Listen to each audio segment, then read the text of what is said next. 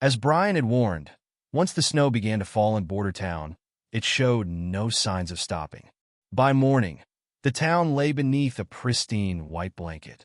The relentless snowfall had eased to a few scattered flakes, yet the sky remained an unbroken gray. Roland found it hard to grasp that the sun might not shine for months. The prince's thoughts wandered as he trudged through the snow toward the western city wall. The perpetual winter felt illogical, even in a world where magic existed. How could demonic beasts affect the skies themselves? He longed for a weather satellite to map this world's cloud formations, but such conveniences were impossible here. Carter's voice broke Roland's reverie. The town feels empty. So many left with the nobles when they withdrew. Roland's breath fogged in the cold air as he replied, "That's for the best. At least they won't be a burden. I've instructed Barov to conduct a census this winter." "A census?" Carter asked, raising an eyebrow. "It's a method to count the remaining population," Roland explained. "We'll record their names, professions, and other details. This way, we'll know how many people we can mobilize for defense, and we can efficiently distribute pensions after the war." Carter blinked, then chuckled. "Your Highness, you're not the man you used to be." "Oh?" Roland asked, intrigued. "In the past, you'd say things I couldn't understand and do strange, unprincely things. Now, though," Carter hesitated before continuing. "The training drills, the alchemic workshops, your methods are unusual, but they work. My grandfather used to say, extraordinary people see opportunities where others see none. I'm beginning to think you could truly become king." Roland felt a warmth rise in his chest at Carter's words. Few things were as satisfying as having one's efforts acknowledged. For a moment, even the gray sky seemed less oppressive. As they approached the wall, the militia snapped to attention and bowed. Roland returned their gesture, mentally noting that they needed to learn a proper salute. "How was the situation last night?" he asked. "No signs of demonic beasts," Iron Axe reported. "Based on past patterns, the first snowfall usually brings a period of calm. During this time, ordinary animals outnumber the beasts, and any demonic creatures we do encounter will be weaker. Stay vigilant," Roland ordered. The barracks along the rear of the wall provided shelter for the militia, allowing them to rest and conserve energy. Roland had introduced a rotation system to minimize exposure to the harsh winter. Each team patrolled for 2 hours before being relieved. It was a stark contrast to Longsong's stronghold, where soldiers were forced to endure full-day shifts, leading to fatigue, desertion, and even executions for dereliction of duty. Despite the calm, Roland identified a critical problem as he surveyed the defenses: the roadblocks. These obstructions funneled the beasts toward specific sections of the wall, but with continuous snowfall, they would soon be buried and rendered useless. The demonic beasts might then attack the entire 600-yard expanse, overwhelming his limited militia. Sending soldiers to clear the snow was risky. Agile creatures like demonic wolves could ambush them. Roland considered the witches. Perhaps Anna's fire magic could melt the snow while Nightingale ensured her safety. His thoughts were interrupted by a shout from an observer. "Look ahead!" Roland and Carter turned to see shadows emerging from the snow, moving slowly toward the wall. The hunter stationed in that sector glanced at Roland. "Your Highness, should we?" "Follow the drills," Roland said firmly. "Assess the threat and decide if the horn is necessary. You're more experienced in this than I am."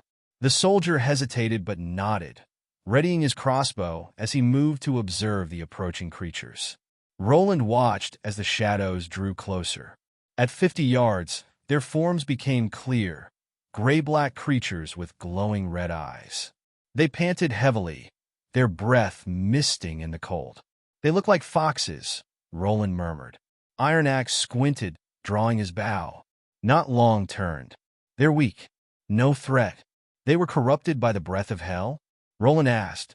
"It happens anywhere the gates of hell open," Carter answered. "The mountains are especially vulnerable. In the north, there's a large pass frequently attacked by these beasts. It's said part of the impassable mountain range collapsed there years ago, creating a path for them." The demonic beasts growled and prepared to leap. Before they could attack, Iron Axe loosed an arrow, striking one through the neck. The creature fell, black blood pooling around its lifeless body. Roland studied the viscous liquid. The corruption mirrored what witches endured during their awakenings. Why did witches retain their consciousness while animals became mindless beasts? The question gnawed at him.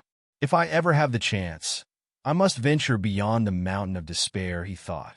Supposedly, it was where the gates of hell opened, but the truth was buried beneath myths and ancient texts. Roland resolved to uncover the reality of this mysterious world, no matter how dangerous the journey. For now, though, his focus remained on Border Town and the coming months of demons. What happens if a demonic beast bites a human? Roland asked, his tone curious yet cautious. Will they turn into a demonic beast too? For a moment, he entertained the grim notion of a medieval version of Resident Evil. Without modern technology, there would be no way to identify a virus, let alone produce an antidote. Iron Axe gave Roland a puzzled look, as though questioning how such a thought had even occurred. Of course not. They would simply die. What about their meat? Could it be eaten? Roland pressed. Before Iron Axe could respond, Carter blurted out in horror, "Your Highness, how could you even consider such a thing? The meat of demonic beasts is contaminated with the breath of hell." Roland turned to Iron Axe, who nodded solemnly. "Sir Carter is correct. I once fed the meat of a demonic beast to my dogs. They died soon after. That's unfortunate," Roland sighed, the idea of turning the beasts into a food source dissolving. In a world where food was scarce during the winter, such a solution would have been revolutionary. A forest full of maddened creatures running toward Border Town could have been an unexpected blessing. Instead of hunting, the militia could simply harvest the demonic beasts. But it seemed that was just wishful thinking. After completing his patrol of the wall, Roland decided to visit Nana at the newly established medical center. The field hospital. The building housing the field hospital had once belonged to a noble who had fled Border Town for Longsong Stronghold. Stripped of its former owner's possessions, the large residence was devoid of decoration, its spacious rooms echoing emptily. Roland had repurposed the first floor into a single open space, placing 10 beds inside. It was a makeshift hospital, lacking nurses, doctors, and even regular patients. But thanks to Nana's miraculous healing abilities, most injuries were resolved so swiftly that beds were rarely occupied. Nana usually spent her days on the second floor, with Anna occasionally joining her. Sir Pine and Brian managed the first floor, while guards stationed at the entrance ensured the safety of the hospital, which Roland had taken care to position near the city walls. Yet the first patient brought to the hospital was not a militia soldier, but a miner from the Northern Slope mine. The steam engine incident. Nils's hands trembled as he carried Titus, his injured co-worker, through the snow. The events of the last few minutes replayed in his mind, and guilt gnawed at his conscience. The steam engine had been a marvel, a gift from Prince Roland that revolutionized their work. Once installed at the mine's entrance, it had made hauling vastly easier. Previously, miners labored to drag heavy baskets of stone through the tunnels, wearing down the uneven ground over years of use. But the steam engine, a hulking, self-propelled machine fueled by fire, had changed everything. With its strength and efficiency, the miners could attach baskets to its winch, letting the machine haul them to the surface in no time. The senior knight had explained the machine's operation to Nils in detail, selecting him to oversee its use. For Nils, it was an incredible opportunity, freeing him from the back-breaking labor of mining. All he had to do was follow simple instructions. Pull the green lever to start, the red lever to stop, and ensure the boiler was refilled with water after each cycle. The knight's only strict warnings were not to reverse the lever sequence and to clear the area before releasing steam.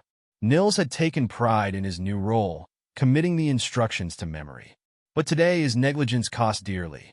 As he released the steam, he failed to notice Titus standing too close to the exhaust. The scalding vapor burst forth, enveloping Titus's face. The scream had been unlike anything Nils had ever heard, raw, agonized, and haunting. Titus collapsed to the ground, clutching his face as blood and burned flesh oozed from the wound. His eyes, now milky and lifeless, stared blankly from a face unrecognizable as human. Nils froze in horror as miners gathered around, prying Titus's hands away to inspect the damage. Their grim expression said it all. Titus wouldn't survive. But then Nils remembered the senior knight's words. Injured miners were to be taken to the medical center near the city walls.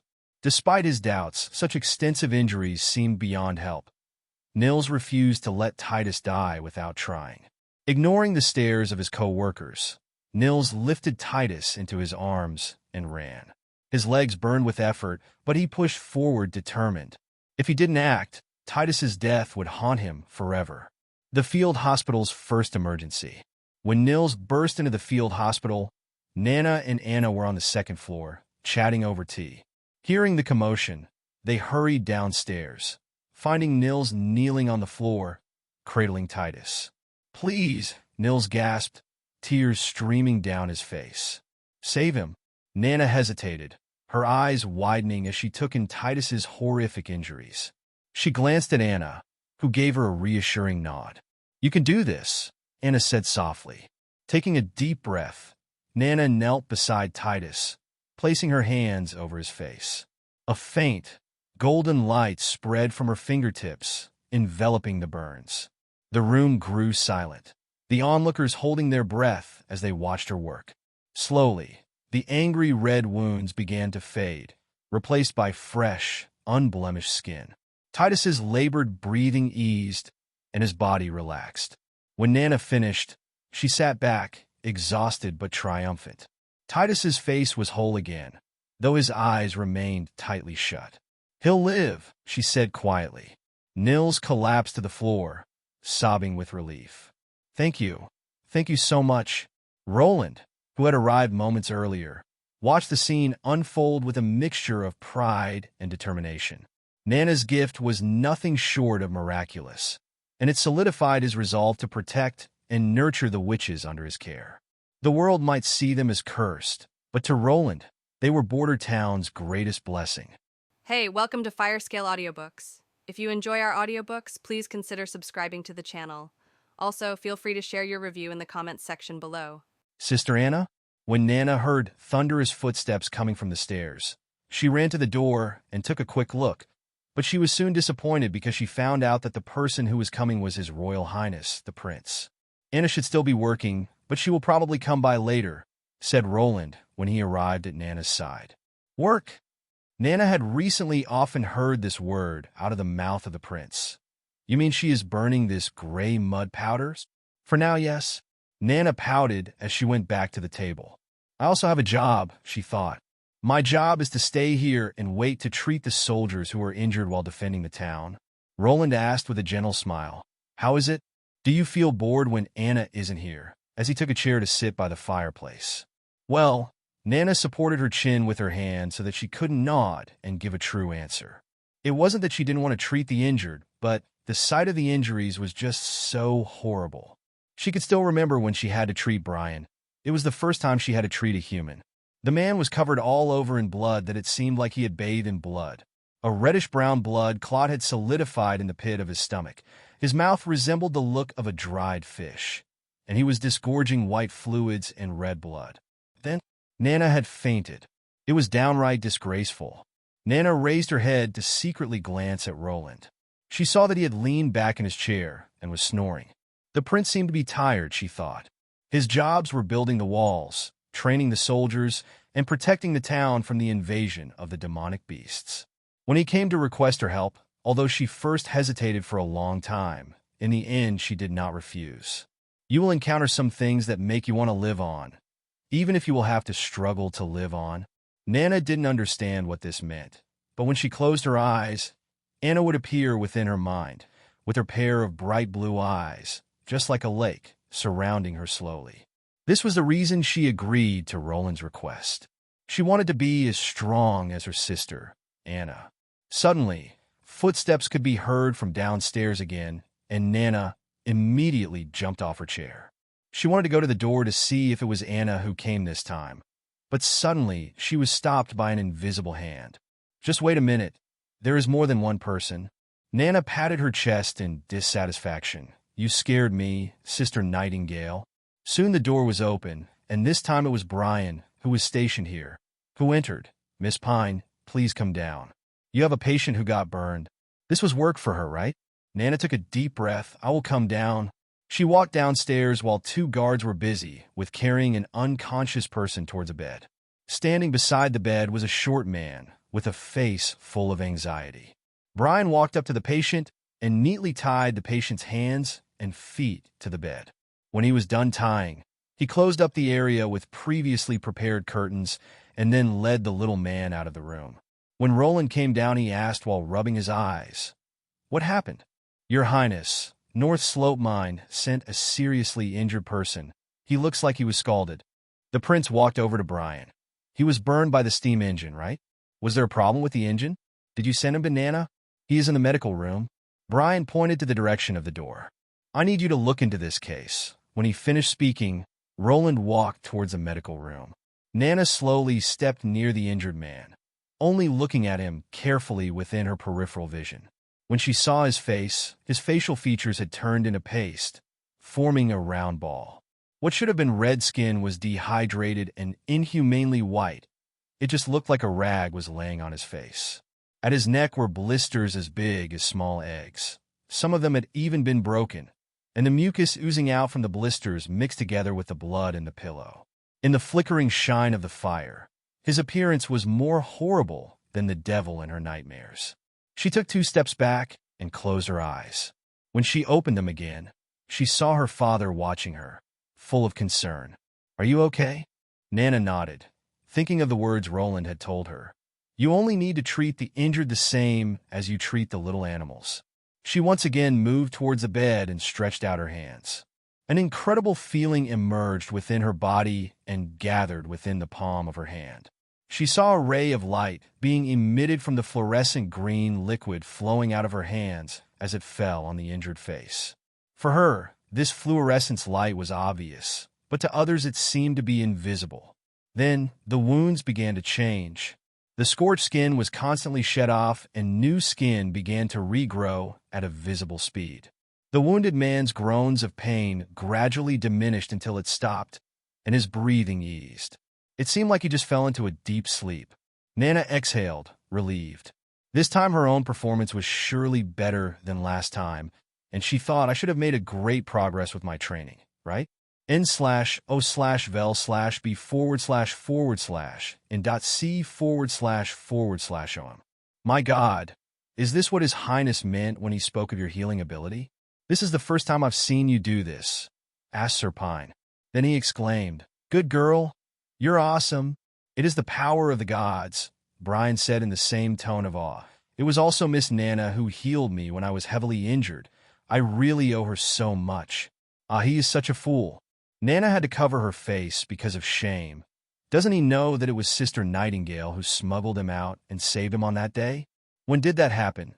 asked Sir Pine, full of wonder. "Why didn't I know of it?" "Oh, their powers have nothing to do with God. They belong to the witches themselves." Roland opened the curtain and stepped inside, coughed once, and changed the subject. "How are his injuries?" "He is basically recovered," Blaine excitedly said. "It's like he was never hurt." "Your Highness, with the help of Miss Nana, during the month of the demons, everyone who is fighting has a chance to survive. As long as they don't die on the spot, there will be no problem with saving their lives," the prince confirmed, indicating Brian that he should stop since the man woke up. "Your name is Titus, right?" The man who was named Titus had a look full of confusion and asked, "What happened? Am I dreaming?" "You're not," Roland said. "You're still alive? Are you? I have seen your Highness at the square." The man suddenly woke up like he was hit by lightning, jumped up from the bed, and fell to his knees. "Your Royal Highness, was it you who saved me?" "It was the daughter of the Pine family who saved you. She is a witch and has a healing ability." Nana's mind froze. He directly said that she was a witch. Would she be okay? Sure enough, the look in the man's eye changed immediately. "A woman? She is a witch? Your Highness, aren't they the devils? Don't speak such nonsense." When Sir Pine heard him speaking such words about his daughter, he angrily cried, "My daughter has nothing to do with the devil. But she even saved your life instead, man. Do you think the devil would reach out to you with a helping hand? No, no. Please forgive me for being impolite. Titus pulled his head immediately into a deep bow. Thank you for saving my life, Miss Pine. Nana suddenly felt inexplicably uncomfortable. If she could, she would immediately rush out of the room, but a voice in her mind repeatedly reminded her, be strong. Later, when Titus was sent away, Sir Pine worriedly asked, will this really be all right, Your Highness? In this way, I'm afraid my daughter will no longer be able to lead a normal life. You have to think on the bright side, Sir Pine, comforted the prince. We have to take advantage in this kind of situation, so that we will be able to break the deadlock. With this, Nana will maybe truly free in the future. Otherwise, in the following years, she will one day be exposed. Until then, I am afraid she can only live a life in seclusion. Real freedom? Nana didn't know what this meant, because even now she felt very free. But His Highness said when they would achieve it, Sister Anna would also be able to leave the castle just like herself. Maybe they could even return to Teacher Carl's college, right? It was already late when Roland went back to the castle. It was snowing heavily again. He went directly into his bedroom, took off his coat, and shook off the snow that got caught in its collar. Then he hung it on a rack next to the fireplace. Your Highness, don't you think that you have progressed much too quickly? Nightingale's voice came out of nowhere, and then she became visible to the prince. You mean the situation with Nana? Roland poured each of them a glass of wine. Although the wine was more bitter than he was used to, slowly he had become used to its taste. Nightingale took the cup offered by the prince, but did not drink. She was waiting for the prince to give a longer answer. There will never be a more appropriate time than now, said Roland. He drank his cup of wine all at once, only to fill it up once more afterwards. I plan to let Nana play a big role with her ability during the months of the demons. So, it would have been impossible to conceal her identity as a witch anyway. She can instantly cure fatal injuries.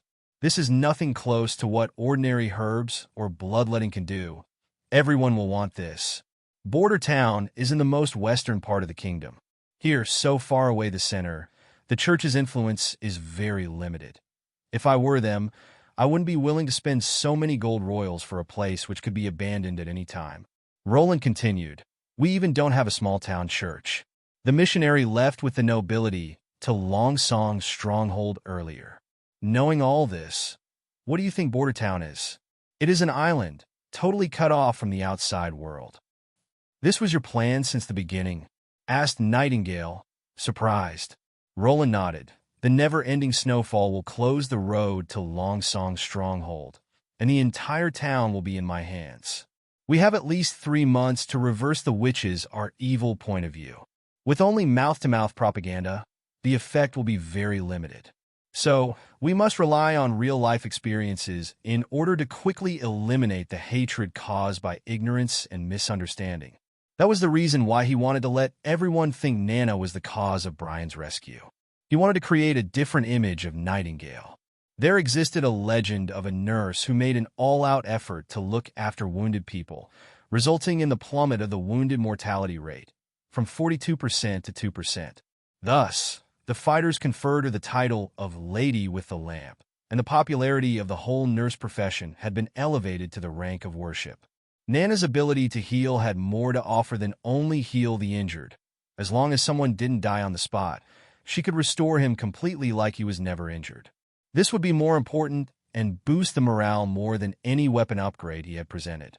At the same time, thanks to her family's decline within the aristocracy's ranks, her father had to deal with hunters and farmers, often during the weekdays. Because of this, he had a very calm and kind attitude towards the normal civilians, and he even allowed Nana to visit Carl's collage and learn with them. This kind of act was absolutely unthinkable for even the lowest of barons. They would never agree if their children had something to do with the peasants. In their eyes, these people were the so-called untouchables. Can we really do this? Even Nightingale, when facing such a big monster like the church, felt extraordinarily small and weak. If we never try to change, we will never know the answer. Roland did not expect that he would be able to change the view of all the inhabitants of Border Town, but he at least hoped to plant seeds within the hearts of some and get a small team of supporters. Later, he wanted to relay on the seeds to let them grow and let them spread. Within 3 months, many changes could be achieved. Nightingale thought about it and then whispered, "Why do you want to step out of the masses and help us witches?" In order to use their power for the production of resources, make himself more powerful, and have a better chance in winning the throne. Of course, all these answers were not suitable to say aloud. Even so, Roland was a mechanical engineer. He had played a good variety dating games, so he could even be seen as a veteran who knew a lot. So with the experience of having lived for more than 40 years in 2 different worlds, he knew that this time he had to face a crucial question and give the right answer. So he thought carefully about his next words and said slowly, "I haven't told you yet, but I do not care about the background of any inhabitant of Border Town. I hope that one day, in my territory, even witches can live a life as free as any other person." This time Nightingale was silent for a long time, and the only sound left was the crackling of the burning firewood. Her face, highlighted by the flickering flames, was like an otherworldly picture. When she spoke again, Roland had enough time to free himself from the beautiful illusion. "You really don't have to accomplish all this." Her voice was small but gentle. "Please forgive me for lying to you before. My sisters in the Witch Cooperation Association have been living the life of refugees for far too long. They do not expect so much. Their only goal is to have a place where they can live in seclusion. Even living in this castle would be enough. How would that be different from living your life within a cage?" Roland shook his head, but then he suddenly come to an understanding. His eyes became wide open when he looked full of shock at Nightingale. "What do you mean? Are you saying that you are willing to bring your sisters back here?" Nightingale sighed and avoided looking directly at the prince. "When I do this, you will become the enemy of the church. Their arm has been stretched too far and has become too thin." Roland didn't mind the future road. Do the slogan, "The power of the king is granted by the god." The church and the mortal power will conflict sooner or later. As for Border Town, we only have to live through the next months. Then they will not be able to do much to us. Here we are thousands of miles away from their seat of power. What do you think will happen when the Bishop of Longsong Stronghold holds a military trial to come to crusade me? My father would never allow this to happen. This would be a much too great of an attack against his royal power. Nightingale didn't know how to answer. She gave him her salute and left. When Nightingale was out of the room, Roland let himself fall onto the bed and took in a deep breath to relax. There were some things he didn't tell her. For example, he didn't tell her that the center of the church's power was 1,000 miles away. In accordance with the world's news circulation speed, they would probably only be able to react in late spring. In addition to the distance, there was also his identity as a prince, so a big possibility would be that they would only send envoys to ascertain the situation. As a result, Roland thought that they would only arrive after half a year. By then, he himself would already have a solution to break their strength. Thus, the biggest risk of his plan wasn't the church, but rather the witches themselves. This point was only known by himself. Although at the moment the witches were at a disadvantage, the current situation would not last forever. The power of the witch did not rely on blood heritage, so there was no pattern to who would awaken. It was all random. This meant that they could not be eradicated, so their number could only increase. The church relies on their god's eye of retribution, and for the moment they can still maintain their advantages over the witches with it, but it can only offset their magic. However, the witch awakening not only gives them a wide range of ability, but also boosts their physical power and mental reaction speed. Even their appearances would become more beautiful than ordinary people. They essentially could be regarded as a new mankind. NOVLB //JNN.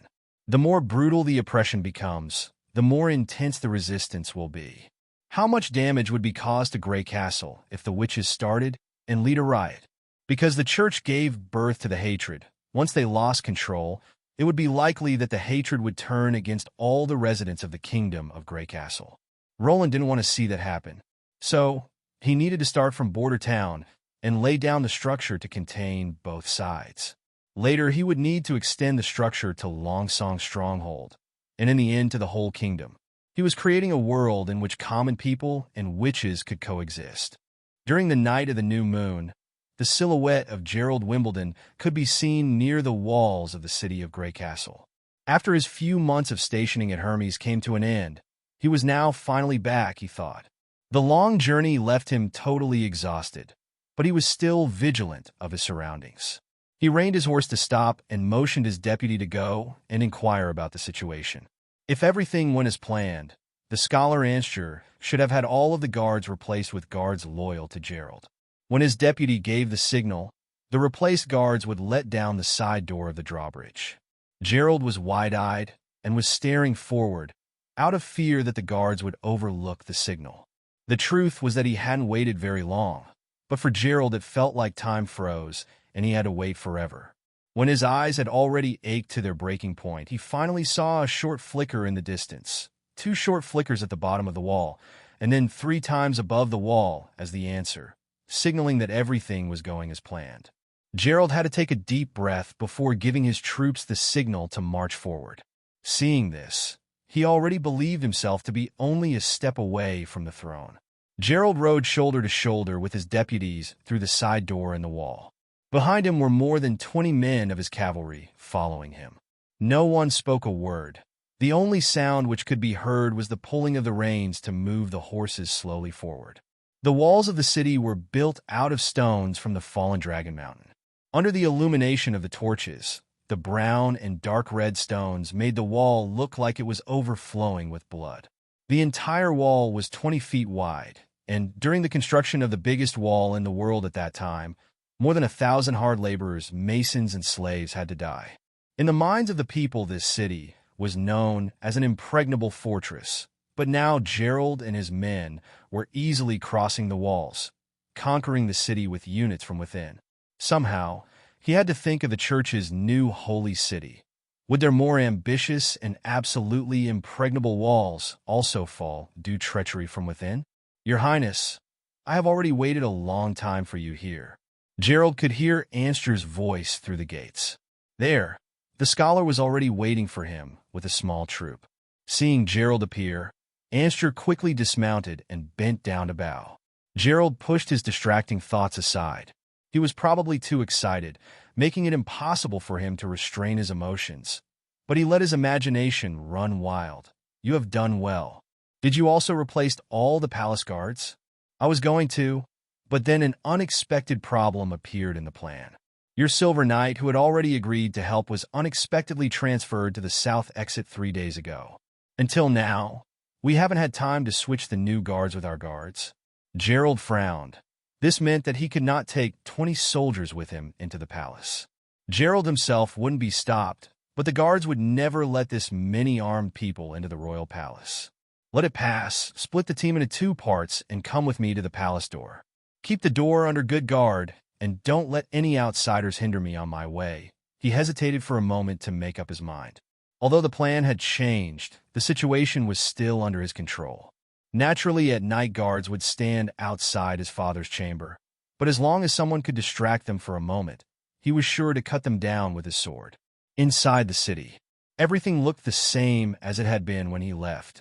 Although he was now walking through the city at night, he was still able to recognize every street.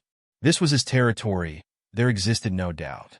Everyone jumped off their horses and marched rapidly forward in the direction of the palace. When they arrived at the door, his more than 20 soldiers spread out according to the new plan, lurking outside the palace. It was just like Anstur had said, except the guards were surprised as to why the prince wanted to speak with the king so late at night. However, after hearing Gerald's bluff about having to discuss important matters, they directly opened the door and let him enter. After all, he was the eldest son of the king and the first heir to the throne. Anstur and Gerald went together through the garden and the halls of the palace. In front of the palace was the residence of Wimbledon III. Anstur raised his torch and waved side to side with it. Immediately after that, a guard appeared out of the shadows and knelt on one knee, pleading, "Your Highness, please come with me." Gerald became irritated. He smelled blood. Didn't Anstur say that they had replaced all the palace guards? He looked through the shadows of the flames and took a good view at the man. He was indeed a familiar person, a knight who supported Gerald in the fight for the throne. This gave him a little peace of mind. What happened? Had someone entered the castle? It happened earlier this evening, Your Royal Highness. His Majesty had summoned a maid for this evening, but she came exactly at the moment of the changing of the guards. The other replied, Please be assured that we have handled the situation well. He summoned a maid? His father had not touched a woman for a long time, since the death of his mother. Gerald was a little surprised, but now he had not the time to entangle himself in such a trivial matter. So he nodded and said nothing more about it, and instead went into the castle, followed by his guards. Even with his eyes closed, Gerald could find his way through the castle. He had lived here for more than 20 years, where there was a secret passage, where there was a secret door. Everything was crystal clear for him. However, the purpose of this trip was to persuade his father to pass the throne to him without bloodshed. So surreptitiously sneaking into the palace was meaningless. He had to get rid of the guards stationed outside of his father's chamber. Then he could let his father fully understand his situation, so that they could sit down and talk seriously about the ownership of the right to inheritance. If he could not convince him, Gerald Wimbledon took a deep breath and gave a hand signal for his followers to stop, then pulled out his large sword and took it in his hands. At the end of the corridor was a bronze door, which was the only entrance into the palace. The door to the bedroom was at the end of the corridor behind the bronze door. Usually 2 or 3 guards would be stationed here, but this would be the first time in the history of the palace that the entrance to the king's bedchamber would be unprotected. N/O/vel/b/in.c//om. Gerald first opened the door enough only for small slit. Then he slid in with the side of his shoulder, quickly entering the room and taking a battle-ready position with his sword. But inside the room it was totally quiet, and there was nobody speaking. At the same time, an intense smell of blood entered his nose. The thought of premonition flashed through his mind. Then, he directly ran towards his father's chambers. There, Gerald saw a staggering scene. His father, Wimbledon III, was sitting in his bed, only wearing his nightgown, and his upper body was leaning on a pillow. His robe was open, and in his chest stuck the hilt of a sword. Blood trickled down his belly and soaked the quilt. Standing beside his father was actually his brother, Timothy Wimbledon. How? How is this possible? Gerald stood in place, totally startled. Just like you, brother, Timothy sighed. I really didn't want to do it. He clapped his hands, and a large number of armored soldiers rapidly entered the room, surrounding Gerald. This was a chess game, and I wanted to finish it in accordance with the rules. Brother, do you know why I couldn't? If you have to blame someone, blame third sister. From the beginning, she didn't intend to follow the rules, but of course, you did. Otherwise, why would you rush back to the king's city after hearing Scholar Anscher's prediction? Seriously, if you didn't come, I really would have been helpless. Anscher! Gerald grit his teeth and looked at Anscher, enraged. Out of fear, Scholar Anscher stepped backwards. While raising his hands, he said, I didn't lie to you when I said the star of apocalypse has begun its arrival. It metaphorically hunts everyone who has stepped away from the right path, but it also has the meaning of downfall. Gerald now fully understood. From the beginning, he had fallen into a well-designed trap. The smell of blood in front of the castle was probably not left by a maid, but instead it was a silver knight who was removed instead of transferred like they had said. However, his biggest point of despair was that Scholar Anscher, who had taken care of him for longer than a decade and had taught him how to read and write, had chosen the second prince in the end, just like his father. Timothy Wimbledon. He was a son like Gerald himself, but Timothy alone got all the attention of their father. He got the best territory allocated to him, so it was totally unexpected that he would be the one to strike first. You're the devil from hell. For a short moment, anger flashed within Timothy's eyes, but it soon disappeared. Do you really think so? Dear brother, if you were unable to change our father's choice, did you really intend to stop there and go back? Do not cheat yourself. Tien, I changed astrologer Anscher into Scholar Anscher. Gerald didn't know how to reply. The only thing left for him to do was to drag his own brother to hell with him. However, after some time he calmed down and asked, Do you think you can get rid of me by telling your lies? Get rid of you? No, that wouldn't help me at all, dear brother. I was helpless. I had to do it. Timothy's tone remained calm. as if he was only stating facts. If I had honored father and waited 5 years, I was afraid that I would have had to face third sister's pirate fleet. You know what she has been doing recently, right? Gerald shook his head and felt a stabbing pain within his heart when he realized how great the distance between himself and second brother had become. He remembered that his brother was very clever from an early age, but wasn't good at riding, shooting, or fighting.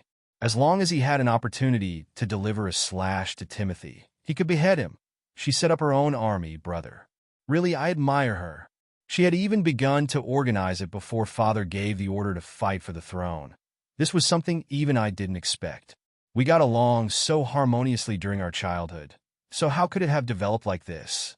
Why do we have to kill each other for the throne? Then, he took a step towards Gerald and asked, take yourself for example.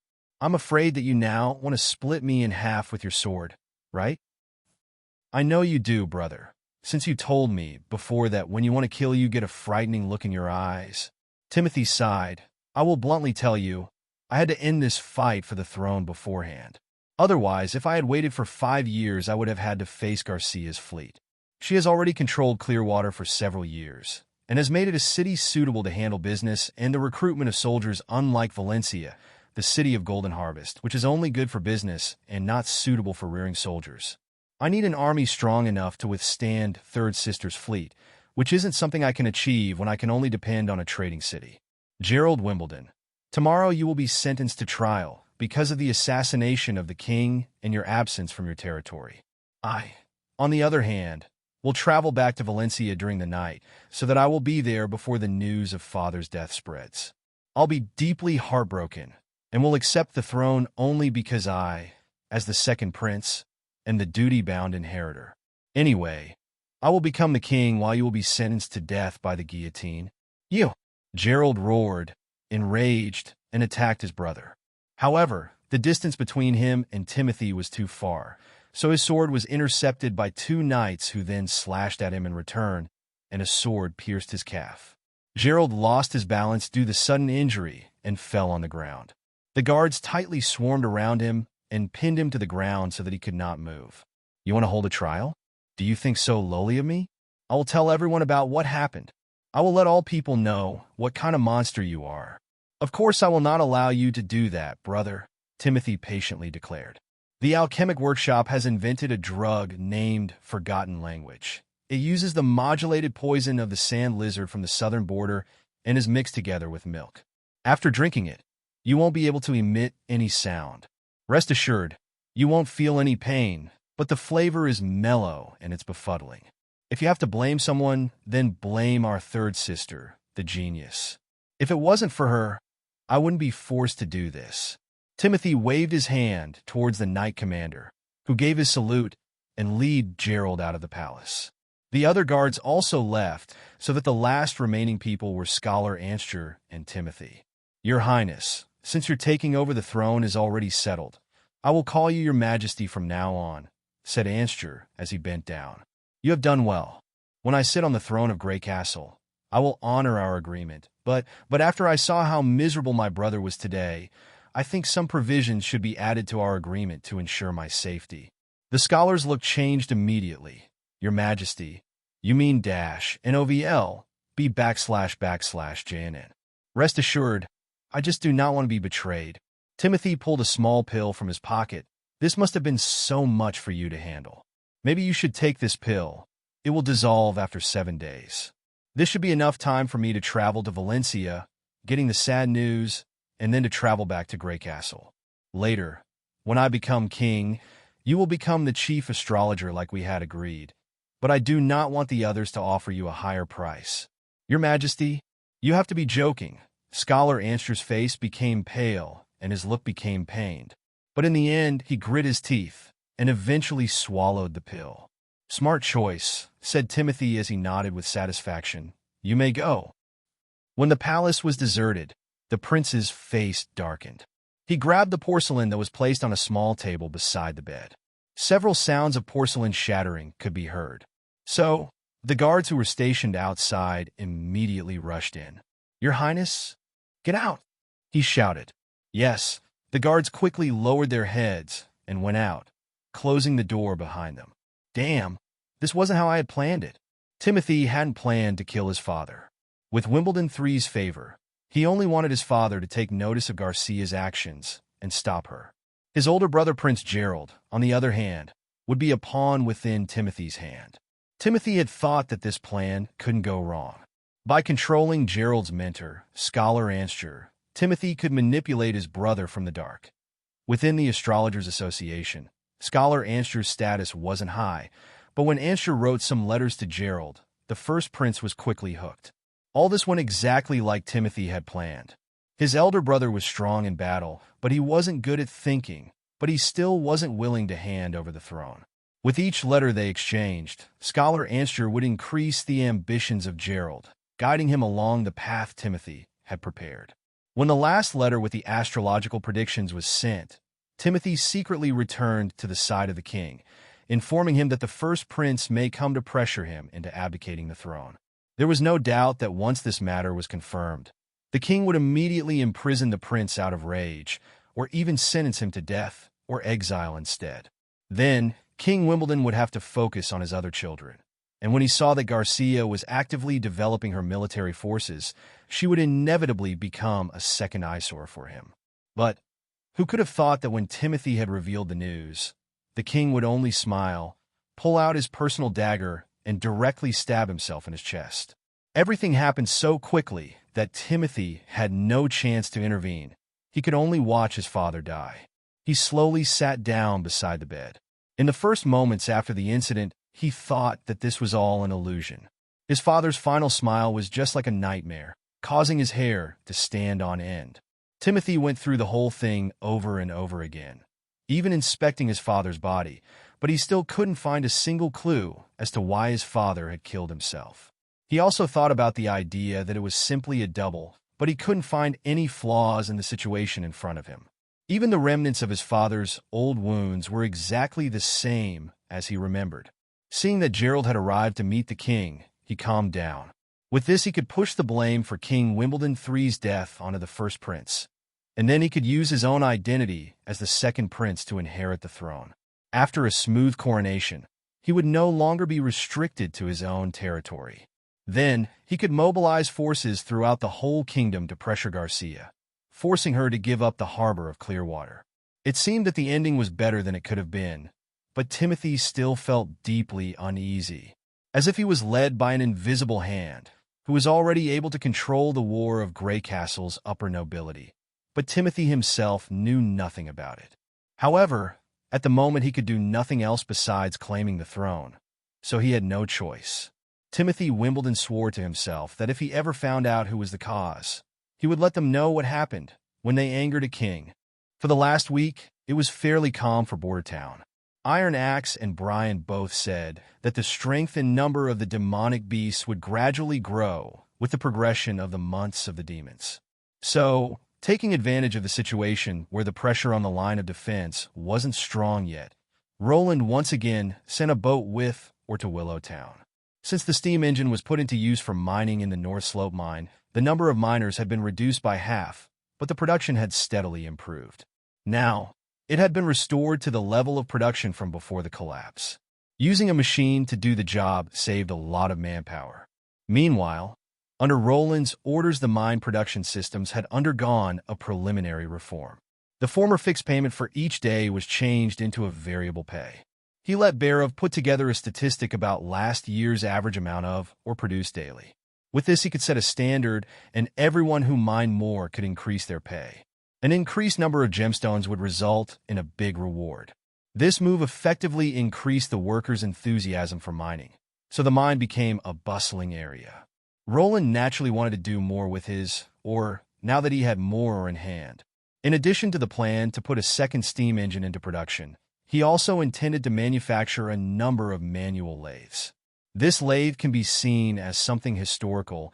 It was commonly seen as an essential machine for implementing other tools. The anvil can be regarded as the most primitive tool.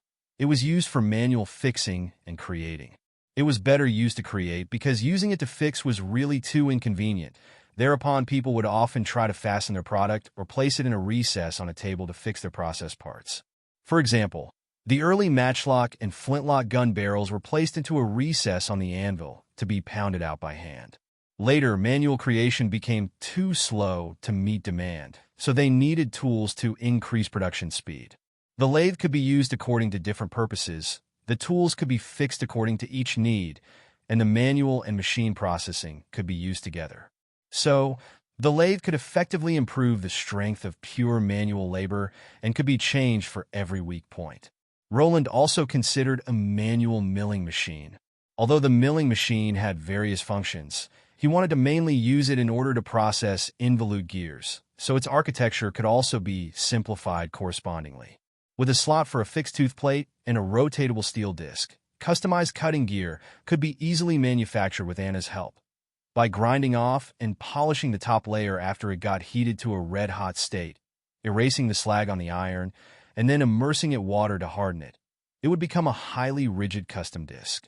After the key problems were solved, Roland immediately gave Carter the order to hire 2 carpenters, who would build him a milling machine. Meanwhile, Anna continued to manufacture other metal parts in the castle backyard. Roland had to say that with Anna's help, metal processing had become as easy as forming clay, especially after she had mastered the retrieval of her flame. At the moment, she was pre-treating small items, forming their rough shapes within her hands. Seeing Anna take an iron ingot in her hand, meld it without further help, and shape it into the form she wanted caused Roland to sigh in wonder. NOVL, B/JNN. If he hadn't been able to employ a witch, Roland thought, achieving his production program would be delayed by more than a decade. 2 days later, the first simple milling machine appeared in the backyard. This time, Roland wasn't idle. Drawing the gears could be regarded as his job. He designed a set of gears to be used for speed control and stabilizing the steam output.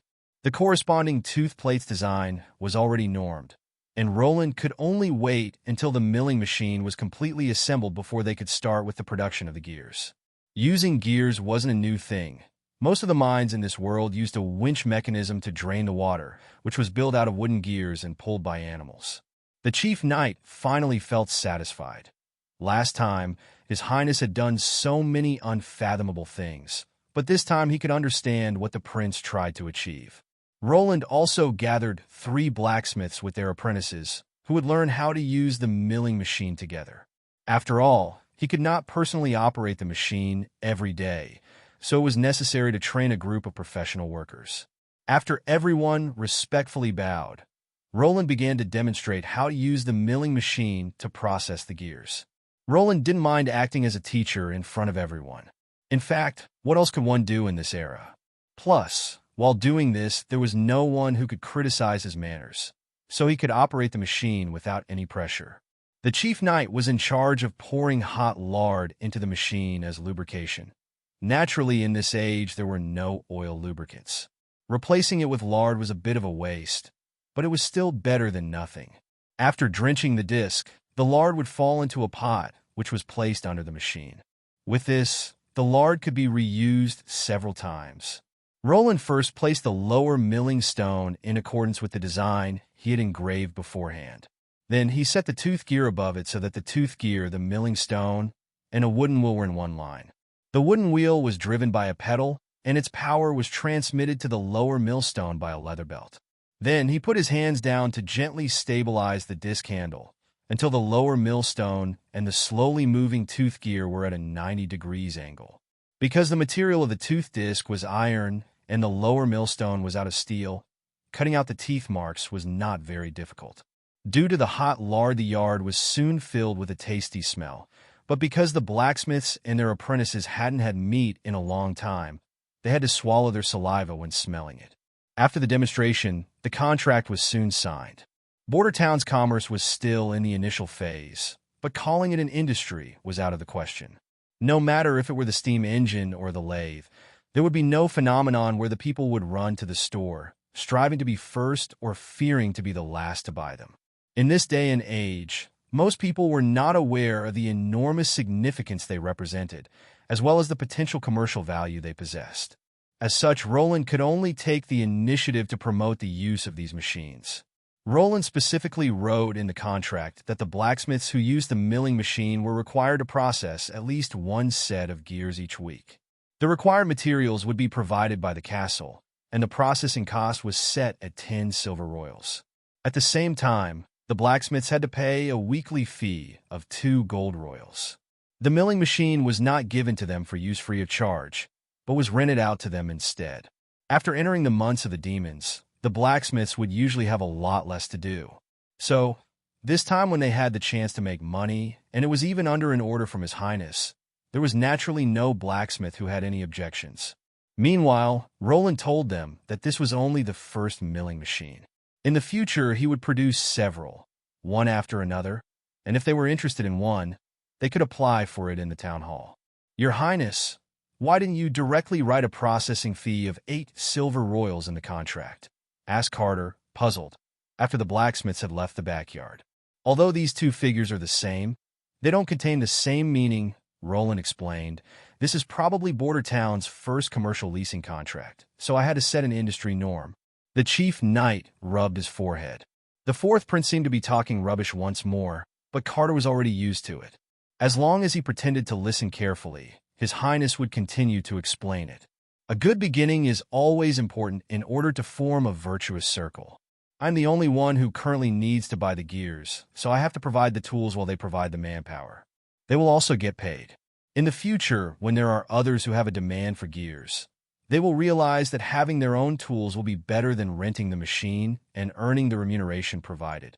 When Roland spoke up to here, he paused for a moment and then said, in this way, when they see something new, they can first rent the machine and decide later if the market is big enough for buying their own machine, and if not, they will just continue renting the machine. This is a virtuous circle. While Roland, full of interest, was talking about implementing a fair trading system, the sound of distant horns could be heard. The patrol team would only blow the horn in the case that they couldn't cope with the current situation, alerting the town to assemble soldiers. Roland and Carter looked at each other surprised, and then immediately walked out of the castle backyard, where the guards had prepared horses. Roland directly mounted his horse and rode with Carter and his men in the direction of the walls. When they arrived at the wall, they saw that all members of the militia had already climbed up the wall and had taken their places, setting up a forest of pikes. Seeing this gave Roland a feeling of relief. The eggs hadn't been a waste after all. Looking northwest, Roland could see a group of black shadows approaching Border Town. He reckoned that their numbers were over 20. Iron Axe left his defending position and trotted over. After giving a salute, he said, Your Highness, this group of demonic beasts nearing us seemed to be slightly strange. Strange? Are you saying that they would normally not act as a group? That's not it, Iron Axe explained. If they were to pack animals before the fall, then they would still retain that habit, such as the wolf species. But this kind of species doesn't belong to this kind. They normally wouldn't act this way. They seem to be on a mission. Earlier, the hunters had already seen the beasts killing each other. The demonic beasts were only a mutation of their former kind. Their actions would mostly be similar to their original habits, but at the same time their desires would become stronger. In a sense, the intelligence of a demonic beast was lower than that of a wild animal. Because of their manic temper, they even crossed dangerous areas that they would normally never cross. Roland carefully observed the group of demonic beasts. He could see really big and small beasts and could distinguish at least 2 different kinds of beasts, one kind wolf and the other bison. Species which would normally kill each other had suddenly learned that they had to work together to accomplish something. Because they still had to pass through some obstacles and traps set up by Iron Axe, they slowly crowded together in front of the center of the city wall. Vanner felt his hands become damp with sweat. His grip holding the pike had become somewhat slippery.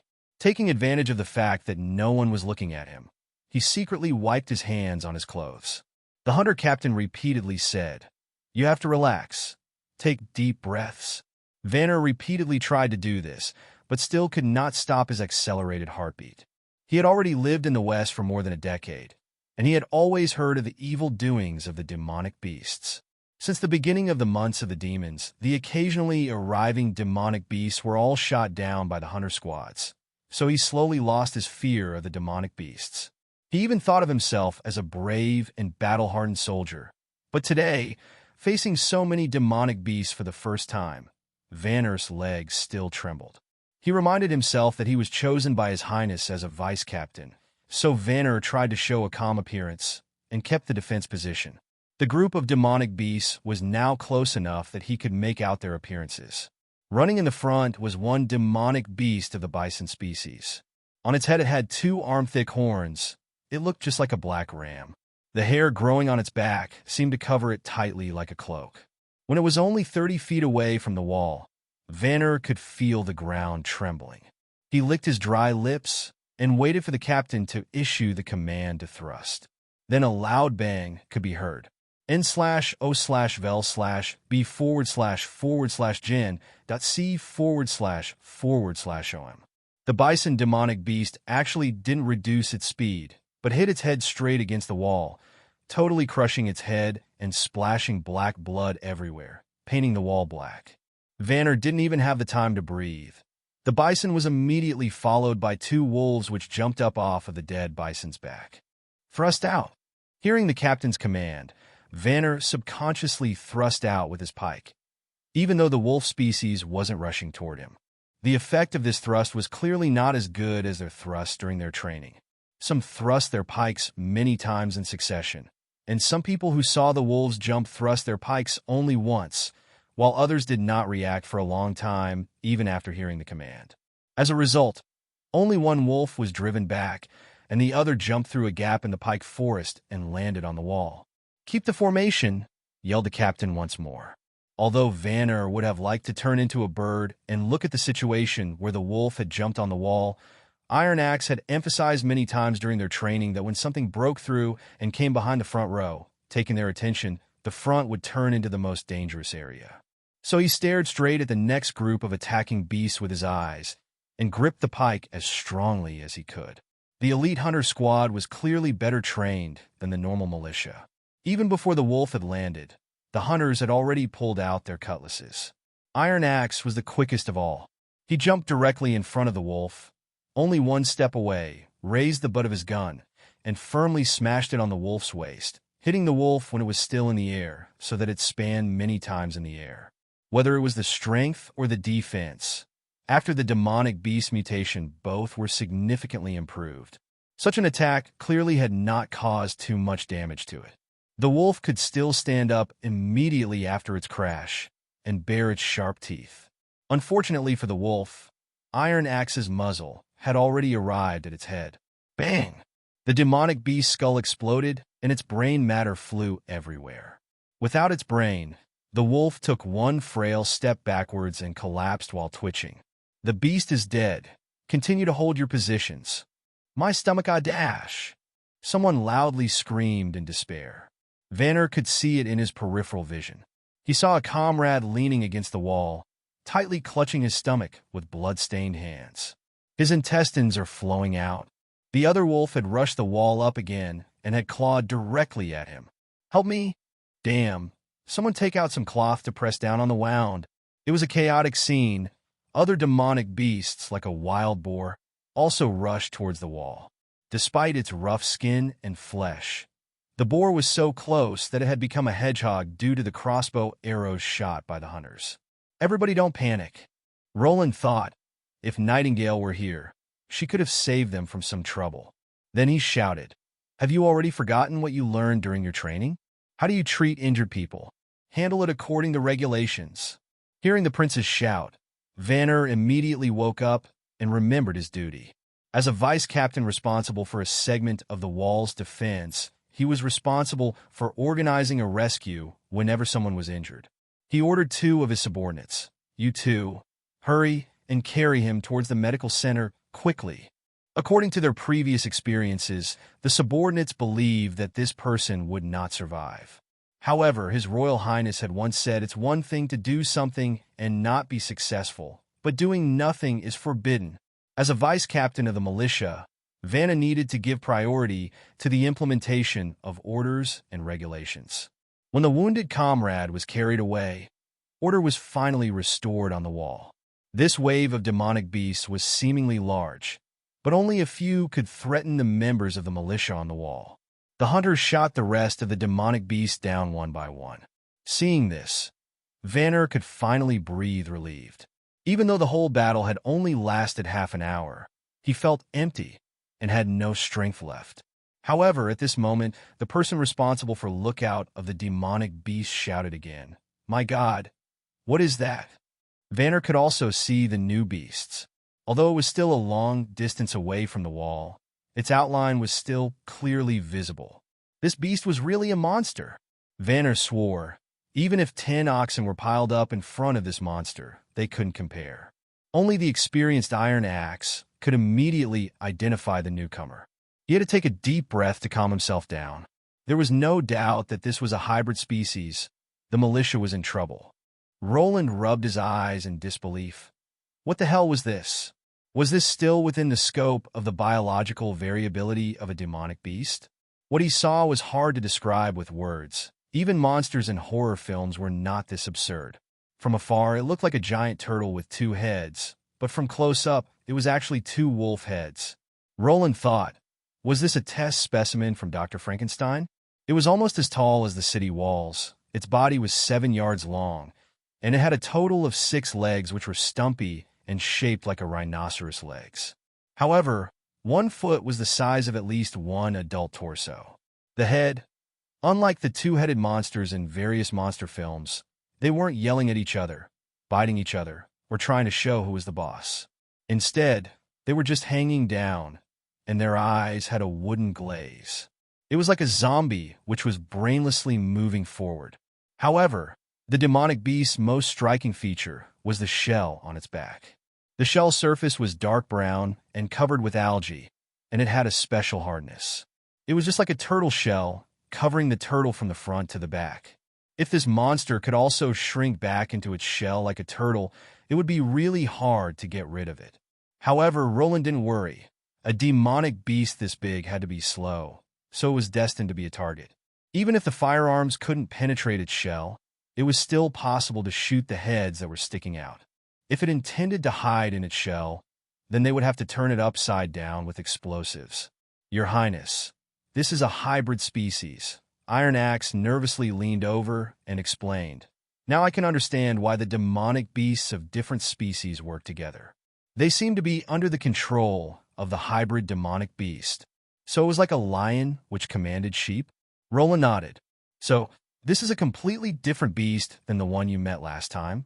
It is also my first time seeing this kind of hybrid species. Although it looks bizarre, you can't get careless. As long as it's a mixed species, it will always be hard to deal with it. It will soon enter the range of our archers, so try to first kill it with bows and crossbows, ordered Roland. At this moment, since it was still lightly snowing and a strong wind was blowing from the north, the weather wasn't suitable for archery. However, 2 hunters of Iron Axe's personal squad were still confident that they could kill the beast. They climbed up the watchtower, tested the wind, and then fired their arrows into the air. The 2 arrows seemed like they had grown eyes. They rose to the highest point, and then, under the influence of wind and gravity, fell at an almost vertical angle onto their target. Just as envisioned, the arrows bounced off the shell. In Roland's brain, it even sounded like a ricochet. Seeing this, the hunters hurriedly inserted their next arrow on their strings and let loose a second wave. Finally, this volley received a result. This time, the impact area was in the front part of the monster, so one arrow precisely entered into the head of a wolf while the other arrow was entered the neck of the other head. However, the demonic beast didn't roar in anger or speed up its charge. It just stopped for a short pause, tucked its head into its shell, and then continued to slowly move forward. This change left everyone stunned. With this, the demonic beast just looked like a tank. Its body was as low as possible above the ground, so that even a better shooter wouldn't be able to land an arrow. "Take your guns," Roland ordered. Now, the target was only 50 feet away from the wall. Even if the guns weren't carved rifled flintlocks, he didn't worry that they would miss.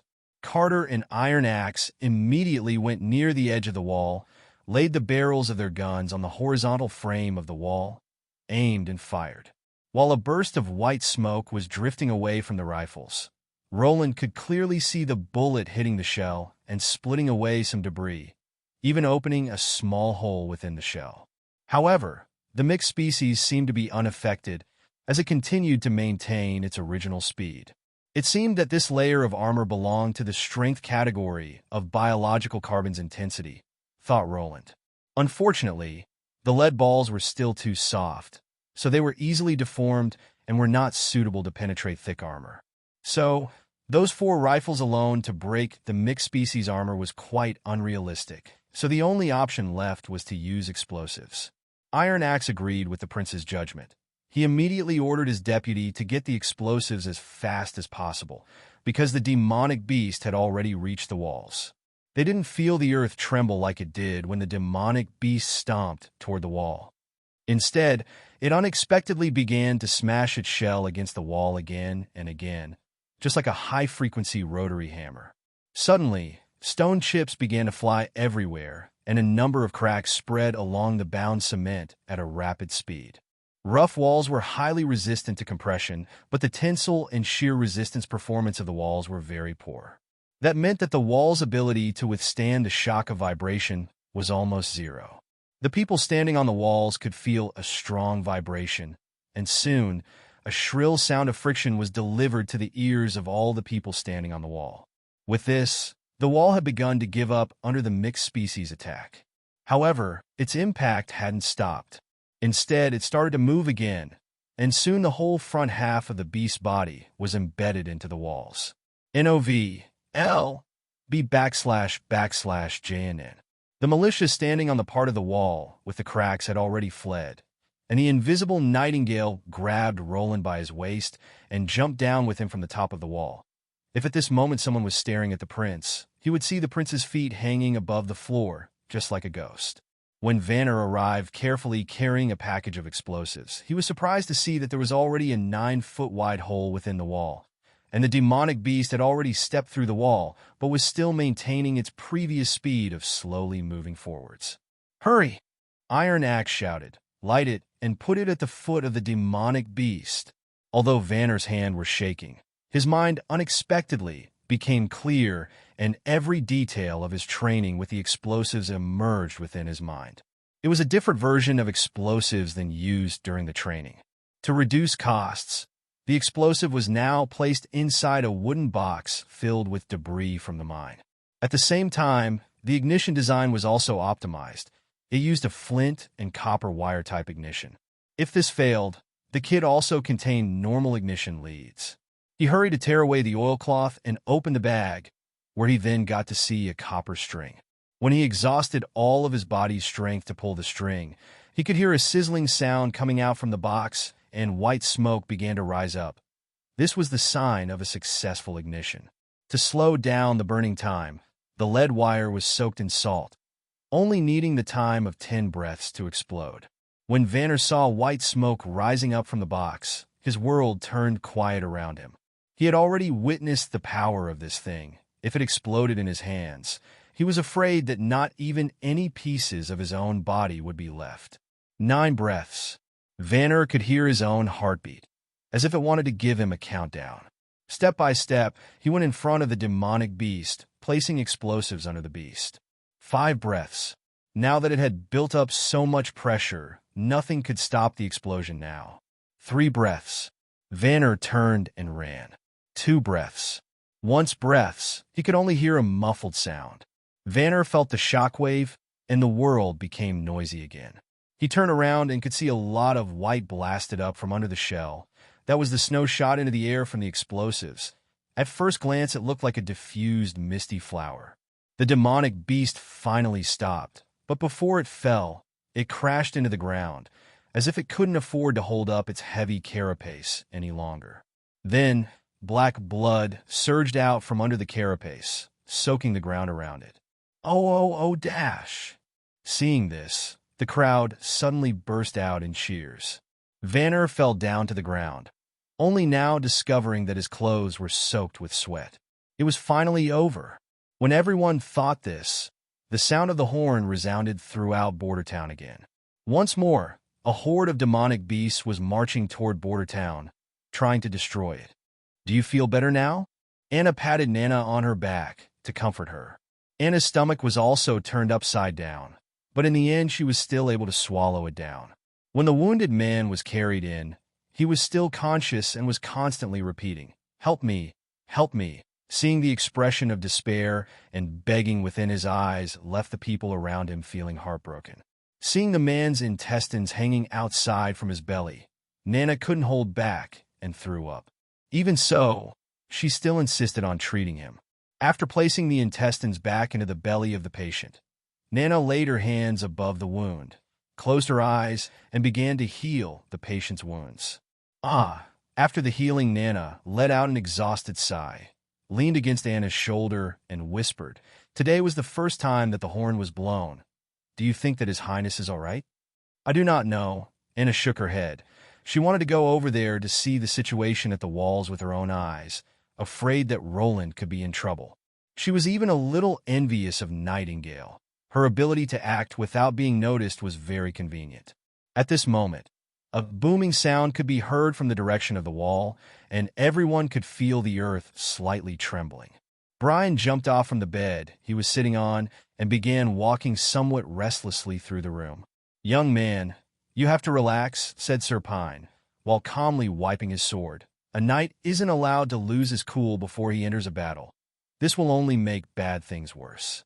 Moreover, this situation is still far from bad." "I'm very sorry, sir," replied Brian, ashamed. "I just thought that there had to be a desperate battle on the wall. But I'm here, wasting my time, so I find it difficult to feel at ease.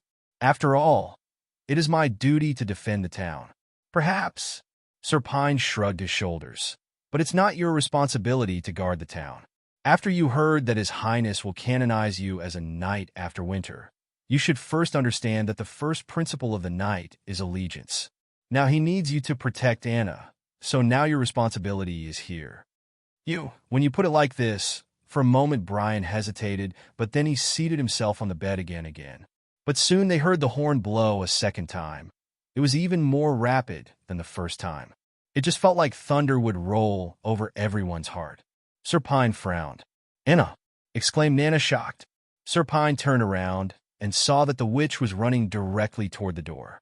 Brian immediately went to catch up with her, placing himself in front of her. "You said you want to guard the walls? Now is your time," said Anna in a calm and autocratic voice. "As long as you follow me on my way to the wall, you will not be contradicting His Royal Highness' command." Hearing this, Brian was really shocked, but he raised his head to look quizzically toward Sir Pine. "What an amazing girl," thought the Baron. There was nothing wrong with what she said. In addition, His Highness does not require her to stay in the medical school. He had also heard from Nana that Anna could summon flames. So if the current situation was really tight, letting a witch join the battle would maybe be the deciding factor in reversing the situation. Coming to this conclusion, he nodded. "Protect her well." "Yes, sir." Brian yelled loudly and suddenly felt his blood burning. Seeing the two leave, Nana asked, "Father, will you not go with them?" "My battle is here, at your side, my good girl," said the Baron with a smile, "whether it be the demonic beasts or the devil himself. I will never let any of them hurt you." The distance between the medical center and the wall wasn't far, so Anna and Brian could trot all the way along the stone path toward the east wall. When the two were finally close enough to see the outline of the wall around the central watchtower, they saw that the situation has become very problematic. A great hole was opened within the wall. Roland was being shielded by his personal guards, but several people were still on their way down. A demonic beast shaped like a bear came sprinting towards the militia. It was unstoppable, and when it hit the soldiers stationed at the front, they were all sent flying. When someone saw Anna with her strange attire running towards them, the person yelled at her, "Hey, it's dangerous here. You have to leave immediately." Anna turned a deaf ear towards him and went directly towards the hole instead. After the demonic beast had fought its way through the militia, it turned around and rushed towards Anna. Brian stepped beside Anna, ready to protect her. He lowered his body and slashed out with his sword, but the crazy demonic beast had no intention to dodge and hit the edge of the sword with its front legs. The sword was immediately sent flying, but at the same time, the momentum was so strong that the beast's front legs were cut open and were even broken. It rolled around on the ground, screaming and looking like a dehydrated fish that was struggling to breathe. No one dared to come near it because they were afraid of getting hit. However, Anna walked beside the demonic beast, put both of her hands on the ground, and suddenly the demonic beast burst into flames. The beast turned into a ball of coal. When flames suddenly erupted within the crowd, Roland saw that Anna personally had come. He was immediately bathed in cold sweat. "I hadn't planned for you to show yourself like this." He had originally intended to let Nana lay down the groundwork. After most people had accepted the presence of a witch, he had planned to announce Anna's presence in public. However, now every previously made plan was destroyed, so he immediately turned and said, "Don't worry about me. Go and protect her. Anna must not be lost." She was an important figure in the industrial development of his town, so if she were injured it would bring an immeasurable loss. "I know," said Nightingale, "but please also pay attention to your own safety." Anna went to the front walls with the fracture. When Roland's guards saw the girl in strange clothes coming towards them, they immediately stepped aside and let her through. Now, she stood among the soldiers and spread her arms wide to shield them. Sending vines of flame from her hands, she let them climb up the wall along the destroyed section. Everyone's mouths were gaping open when they saw this scene. They dared not to believe their eyes when they saw a wall of flames rising up and slowly filling the gap in the wall. This wasn't an illusion. All of the guards had to step back because of the high temperature. The surrounding snow was rapidly melting and formed clouds of white mist which then rose up. The demonic beasts also feared the flames. They immediately fled to the sides, and only occasionally one or two of them would try to break through the wall of fire. But no demonic beast could step through the wall of flames. "Everyone get back on the walls!" Roland loudly shouted, trying to grasp the opportunity. "Get back into the formation. Hunter squad, fire at will." Then he himself grabbed Carter's gun, laid it on the wall, and began to shoot down the demonic beasts. Seeing the prince himself attack motivated all the people present. After all, in this age, seeing nobility or the royal family taking the lead role and fighting alongside the militia was seldom seen. So seeing this greatly enhanced the morale. The crowd began to chant the slogan, "Guard border town, fight for the prince," while at the same time maintaining the line of the defense and holding their formation. The fighting continued until the sky begun to get dark. Only then were all the demonic beasts in front of the wall killed. N/O/vel/B//in.C//om.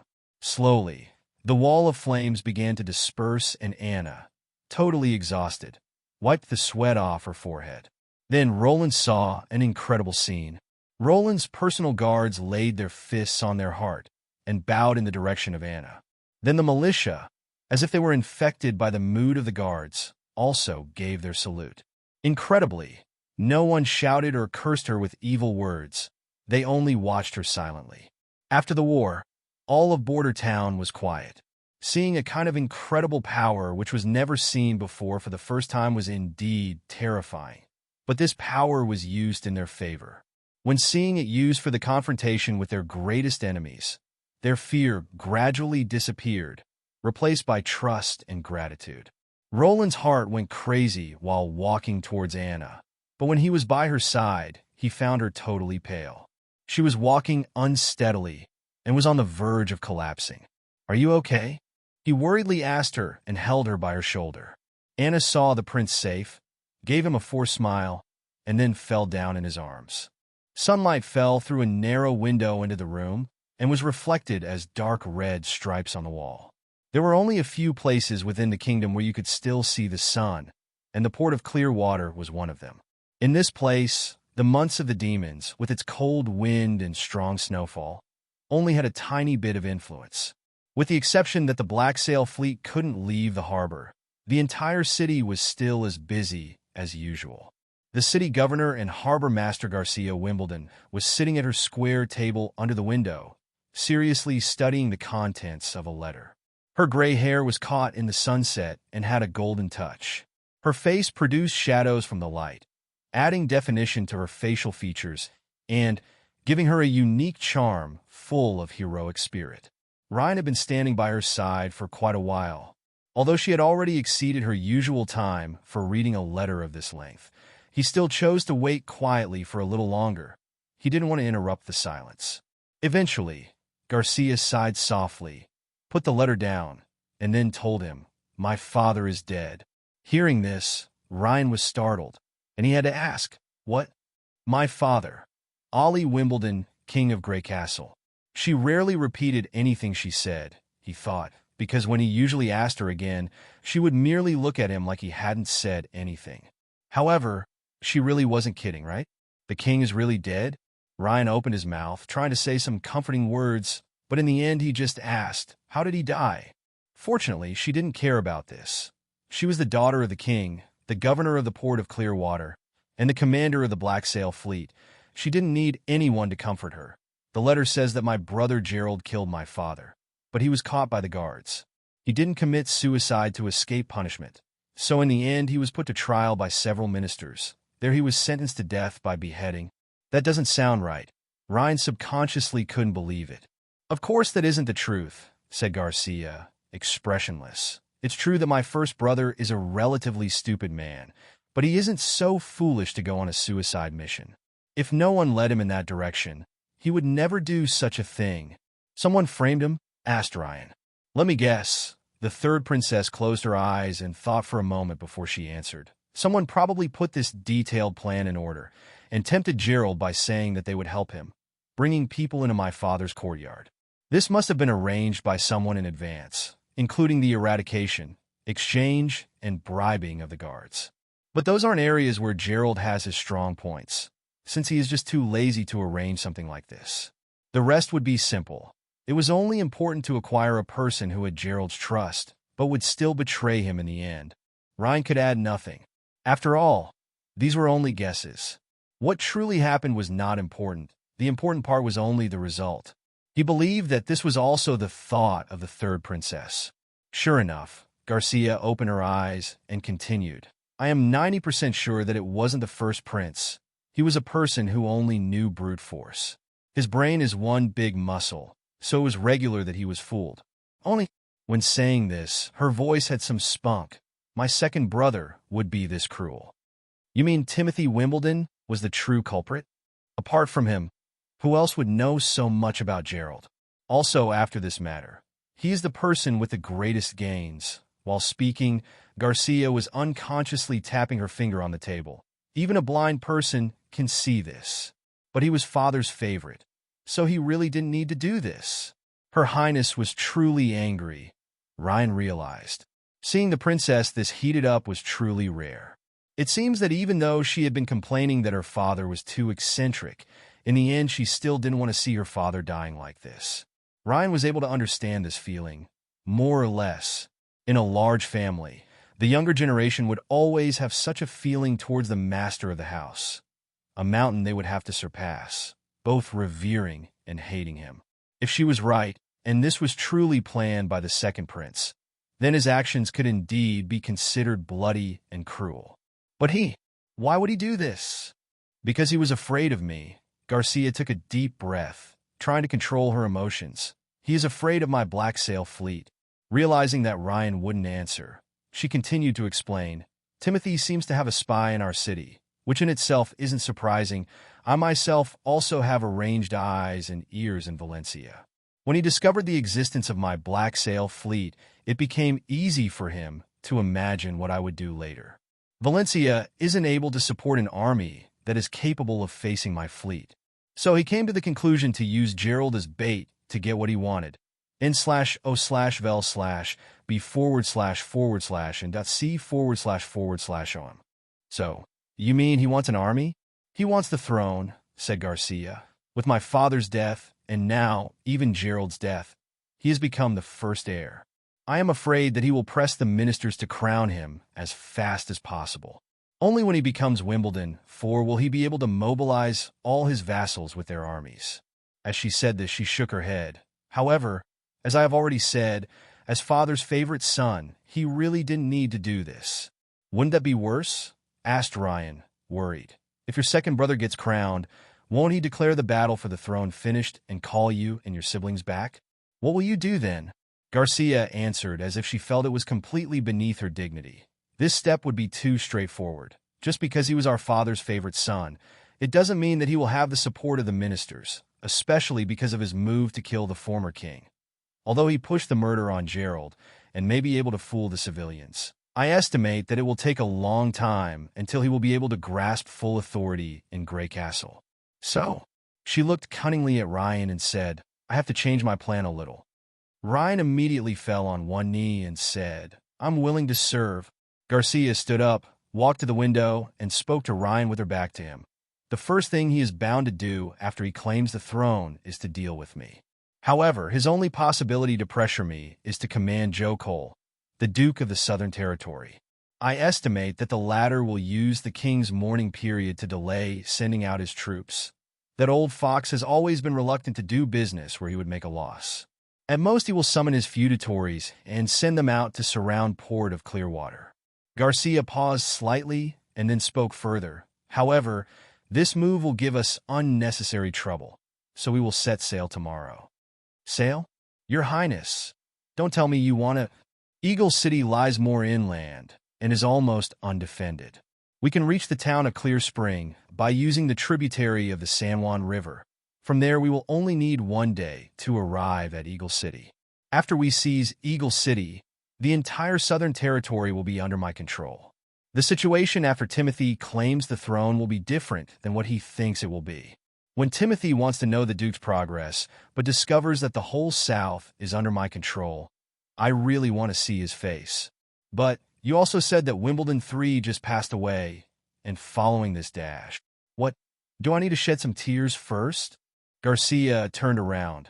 The light of the sunset fell on her body and covered her with a red veil. Her face was hidden in the dark. Only her eyes were reflected by the light. The emotion shown within her eyes was as solid as a boulder, Ryan thought. Even if she is angry or feeling regret, she will never show sorrow. Showing sorrow wouldn't be suitable for a king or queen. No, you don't need to do that, Ryan seriously said. Garcia nodded with satisfaction. Go and tell the captain that I want to speak him. Since Timothy was unwilling to wait until the end of the 5 years, I will not let him down. After I conquer Eagle City, I will declare the independence of the Southern Territory. All this didn't matter to himself. He thought Garcia will always find a solution for every possibility. Once she decides on a path for herself, she will walk down the path courageously. This was where her charm laid and was one of the reasons why he followed her. Yes, Your Highness. No, Ryan corrected himself, Your Majesty. Roland knocked on the door, and when he heard Nightingale's response, he entered the room. The windows in the room were closed and had thick curtains. They were only open during the early morning and evening to let in fresh air. At any other time, the windows were closed to keep the room warm. The only light in the room came from 2 candles at the end of the bed. The candles burned quietly and threw out many crisscrossing shadows throughout the room. Roland went towards the bed. Seeing that the woman resting on the soft pillows and bedding still had her eyes closed, he sighed softly. Is Border Town's defense still holding? Asked Nightingale while coming over to Roland and handing him a cup of tea. At the moment, everything is going smoothly, answered Roland while taking a small sip, but then he gave her the cup back. From that day on, a big group of demonic beasts like last time hasn't attacked us. Also, all of our injured members of the militia are now healed and back, ready to fight. Their fighting passion has become somewhat high. n/o/vel/b//and .c//om. What is with the damaged part of the city wall? Carl rolled logs under the carapace of the mixed beast to move it towards the hole in the wall. There, he will use a capstan to get it up and use a wooden frame to hold it upright, making it a part of the city wall. Roland knew that Nightingale was trying to distract him by questioning him, so that he wouldn't worry himself too much. However, when he stepped into the room, all his attention would always stay on the woman who was lying in bed. If we say that the last time we confronted the large-scale invasion, we obtained a victory worthy of pride, there is no doubt that the biggest contributor for the victory was Anna. If she hadn't used her wall of flames to block the gap in the wall, the consequences would really have been unthinkable. However, she hadn't woken up since she fainted in his arms. It has already been 1 week, whispered Roland. Theoretically, if a person laid in a coma for 1 week without food or water, with no possibility of supplying her with nutrition through external measures, such as injection, the body's functions will shut down, and the brain will gradually go into shock and die. However, Anna did not have any signs of poor health. In fact, her appearance now was better than when she fell into Roland's arms. Her cheeks were rosy, her breathing was smooth, and when Roland put his hand on her forehead, he could feel that she had a normal temperature. Everything showed that Anna was at full health, but she wouldn't wake up. This is also the first time I have encountered such a situation. Nightingale stood at Roland's side, shaking her head while explaining. She depleted all her magic within her body, but now her magic power is already at the point of saturation, even more rich than it has been in the past. If I did not calculate it wrong, today at midnight will be her day of adulthood. Do you mean she's going to be an adult while in a coma? No, she will die while in a coma, Nightingale said bluntly. You must use your will to overcome the suffering on your day of adulthood. If your resistance is broken, the bite of the witch's magic power will irreversibly destroy her body. Roland moved a chair next to the bed and sat down. I remember that you once said that when facing magic backslash, no matter how painful it becomes, you will always stay conscious and clear-headed. Either you will be able to cross this hurdle, or you will choose to terminate your life. Indeed, it is exactly like this. Within the Witch Cooperation Association, we also had someone who believed to draw support from being unconscious when passing through the bite of the evil spirit, only having to bear the torment once a year. Nightingale hesitated, but then continued. She said that she relied on alchemic substances to sleep, but in the end it was meaningless. When the moment came, she was immediately devoured by the magic without any chance to resist. The pain does not slowly increase. No. When your time arrives, the pain will strike you just like lightning, but how long you have to resist varies from person to person. My sister was not strong enough, but she trailed off. Roland understood what she meant. Not knowing how long they had to suffer the pain was already a kind of torture in itself. Not knowing how long they have to resist. It was similar to being on an abandoned ship in the middle of a heavy storm. It would be easy to let people give up the desire to live on. During the moment of silence, Roland felt a hand on his shoulder. During my homeless and miserable years, I had seen too much death. I saw witches being treated like cattle, hanged, burned, or tortured to death just for the entertainment of the nobility. The only way for a witch to survive was to live far away from other humans, living a cloistered life. I do not know where the holy mountain is located, but in our hearts it is an unattainable paradise. Nightingale's voice became softer than it had ever been in the past. But Anna is different. In addition to the help we sisters can give her, I have never seen someone else being so concerned about a witch as you. She is needed by people. She is valued and treated like a normal person. Your Highness, Anna has not even made it through her adulthood yet, but she has already found her holy mountain. However, this was not the outcome Roland had hoped for. He closed his eyes and recalled the scene when he had met her. She was barefoot and was only wearing tattered clothes. She had been living in a cage, but there was not the slightest hint of fear in her face. Her eyes resembled an unpolluted lake surface, clear and calm. She was the flame, but she wasn't flickering like a flame. Memories began to appear like the pictures on a film reel. I have satisfied your curiosity, sir, so can you kill me now? I have never used my power to hurt someone else. I just want to stay near you. Your Highness, nothing more? The demon's bite will never kill me. I will beat it. Are you dreaming? I'm not going anywhere. Roland had to restrain his surging thoughts and whispered, I will stay here and accompany her until the last moment. I will also stay. Thank you. After dinner, when Nana heard that Anna would go through her day of adulthood, she insisted on staying. Roland set aside a room for her and her father, who would accompany her during the night. Like this, Roland and the two witches were sitting beside the bed, quietly waiting for the approaching midnight hour. Regarding Nightingale and Nana, they would also have to face the demon's bite this winter, but fortunately their magic awakened on different days. Otherwise, the three witches would have to suffer their test of life and death at the same time. Roland estimated that if that was the case, he wouldn't be able to stay calm in the room. The town had no clock tower, so with only the light of the candles, the passage of time became blurred. Cold wind blew against the window, so from time to time they could hear the screeching wind. When Roland felt a trace of weariness attack his heart, Nightingale suddenly said, "It has begun." Only she could see the magic flow within Anna's body. She saw that it became restless, and the cluster of green flame became unusually rich, but the white incandescence in her center turned dark, while all of the irritable magic converged inward. It seemed to be pulled towards the center while struggling and rolling wildly, but it was of no use. Roland couldn't see these changes, but he was also aware that something was wrong. The candle flames began to shake, even though no wind was blowing inside the room. The light emitted by the flames got darker.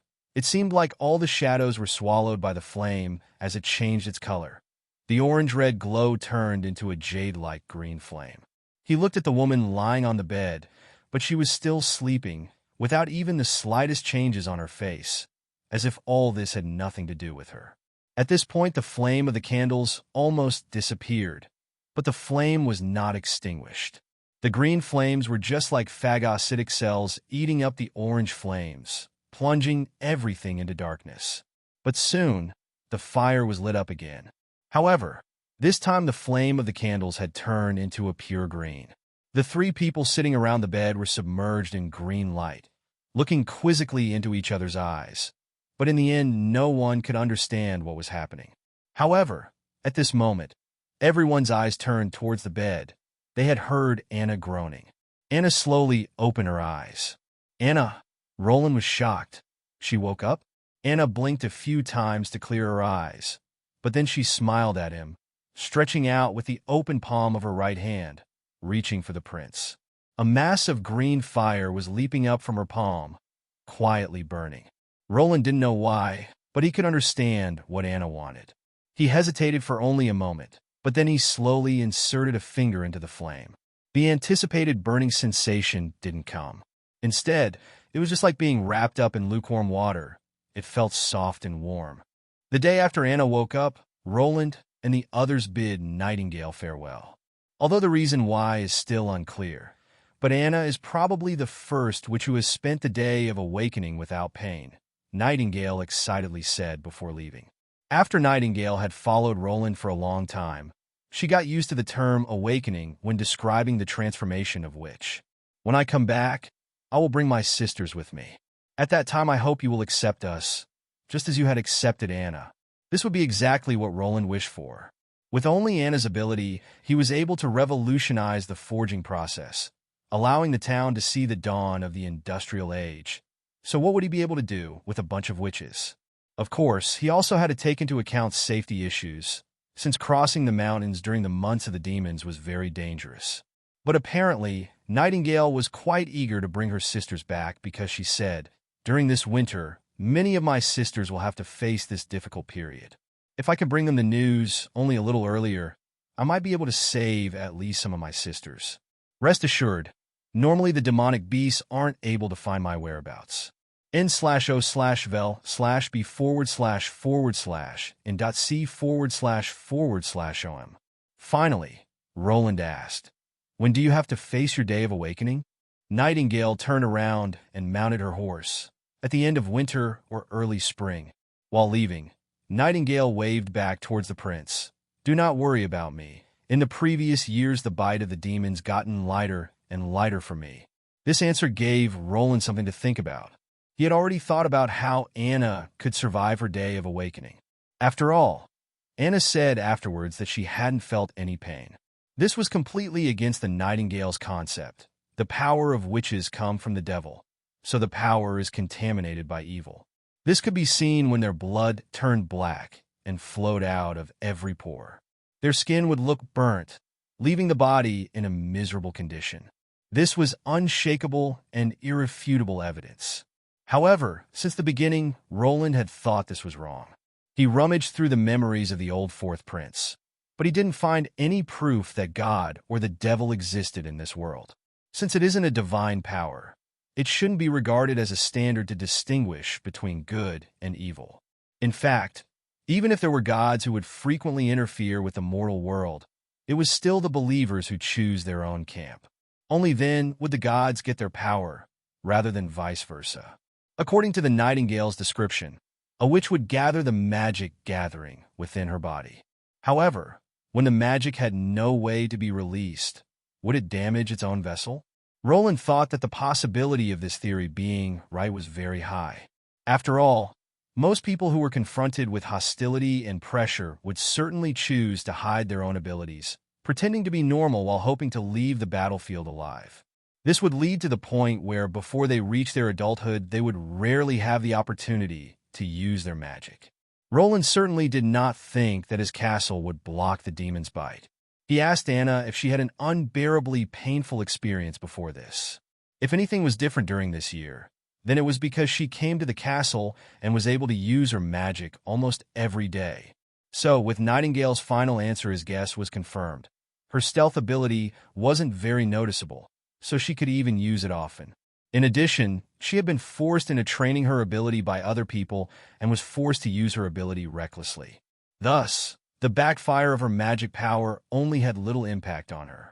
When Roland were back in the castle, he immediately started Nana's enhanced training.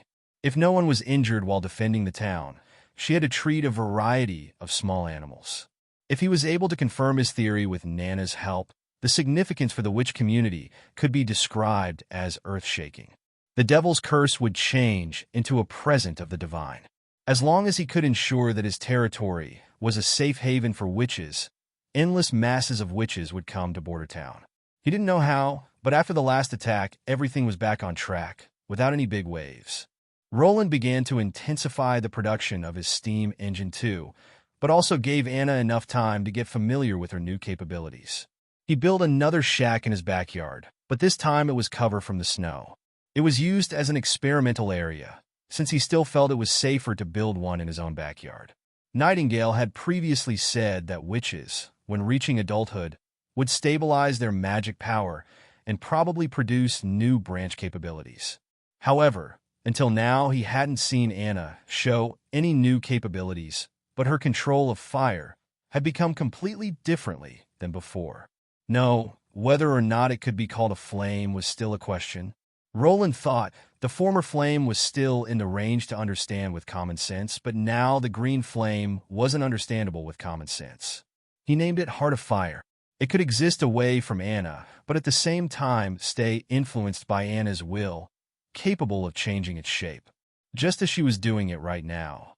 The Heart of Fire was burning on top of an iron panel 2 yards away from her, swaying lightly back and forth, as if it was saluting her. However, Roland knew that Anna was still controlling it.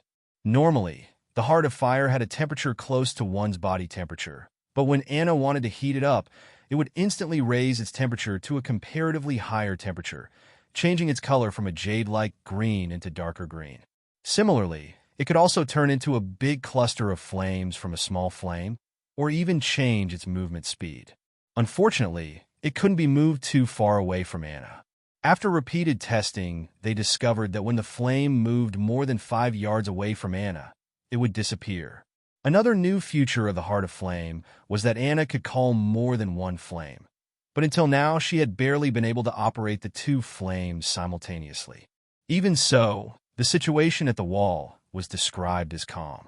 The demonic beasts would still appear one after another outside the wall, but there was no presence of a mixed species.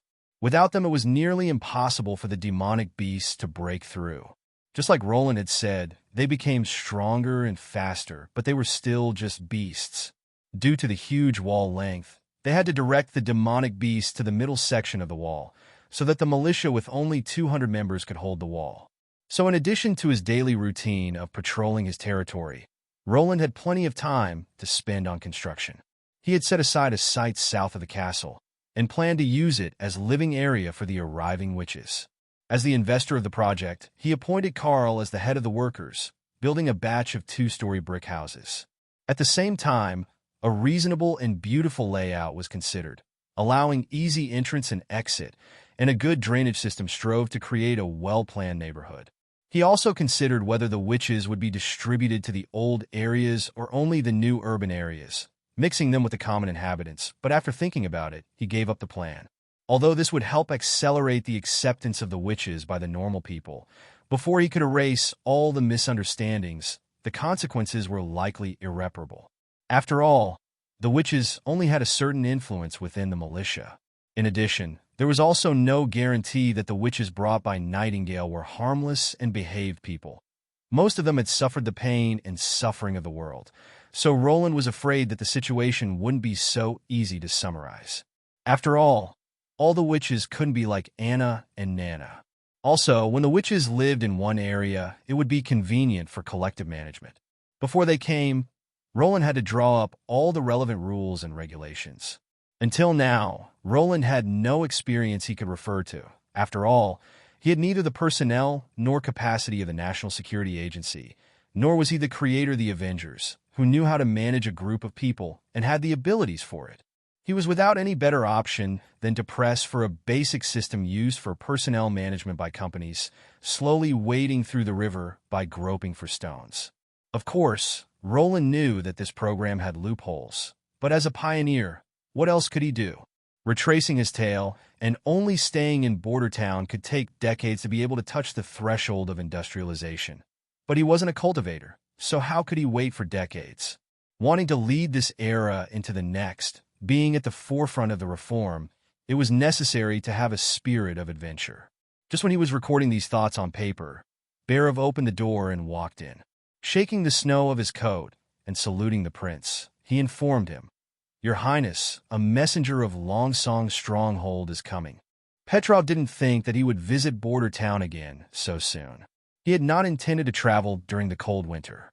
In particular, he had not intended to leave his warm house when the demonic beasts were ravaging the countryside. However, when Duke Ryan personally gave him the mission to deliver this letter with hot news to the hands of the fourth prince, he had no way to refuse. He certainly knew the contents of the letter. In fact, the entire aristocracy in the Kingdom of Graycastle were discussing the amazing news. The King of Graycastle had fallen because of murder committed by his eldest son, Roland Wimbledon. Immediately after the news spread, the second prince stepped forward, announcing that the kingdom could not survive without a king. Since he was previously the second in line, he was now the heir, and with this would be the next king. However, this behavior wasn't approved by everyone. It was said that the process of Gerald's trial was very strange, because during the whole interrogation, the prince was only seen a few times, but he hadn't said a single word and his hands were tied tightly. So, most ministers were hoping to look into the matter thoroughly before deciding who would inherit the throne. It was also rumored that the second son, Timothy Wimbledon, played a self-guided drama, where he was the real killer and was only placating a sad look, but in truth couldn't wait to inherit the throne. In the end, the debate about the true culprit was meaningless. Since the second prince had the full support of the imperial prime minister, he could temporarily take over the position of king, so he was still able to grasp the right to be the supreme ruler of Graycastle. At the same time he took over the throne, he issued an order to recall all of his competitors. The battle for the throne was over, so the king's sons and daughters should return to Graycastle before the end of the winter after receiving the prince's edict. Based on the ruling of their conferred territories during the last 6 months, the new king would then be officially canonized. Petrov could clearly detect the urgent mood within the letter. Through this, Timothy Wimbledon could firmly secure the throne. Everything depended on the reaction of the king's other children. If they behaved and gave up the fight for the throne and returned to Graycastle, Timothy would naturally become the undisputed Wimbledon IV. All documents sent to border town would be transferred through Longsong stronghold first. When Duke Ryan saw the recall order, his first reaction was to snort disdainfully. The former king was always fair towards the nobles and gave them lots of freedom, but as for the second prince, his ascension to the throne by force would need to be incomparably harsh. This could be seen when Gerald was sentenced to death by the guillotine. So now, no one would go back to Graycastle, fearing to get the same treatment. However, in the eyes of the 6 families of the Longsong stronghold, this was a well-timed command. 2 months ago, Roland set an unauthorized plan into action and made Duke Ryan very unhappy, especially since the plan failed. The prince's reaction was very intense, sentencing Dmitry Hill to death by hanging. With this, both sides could be regarded as having in public an acrimonious conflict. Duke Ryan had originally intended to wait until the end of the months of the demons so that he would have a free hand to solve the awful problem. But now he had this document. With this, he had a legal option. Roland Wimbledon was called back by the soon-to-be king. So when he left, Border Town would naturally be owned by Duke Ryan again. However, if he didn't go back to Graycastle, Duke Ryan would be able to send him back by force. Everything under the name of the new king's banner. In the end, the Duke didn't care which hands the crown would fall to. Thinking of his return to Border Town, Ambassador Petrov naturally didn't feel very comfortable. Last time, he had vowed that by his next visit he would bring a new trade agreement, but in the end the result was that they were attacked by the Elk family.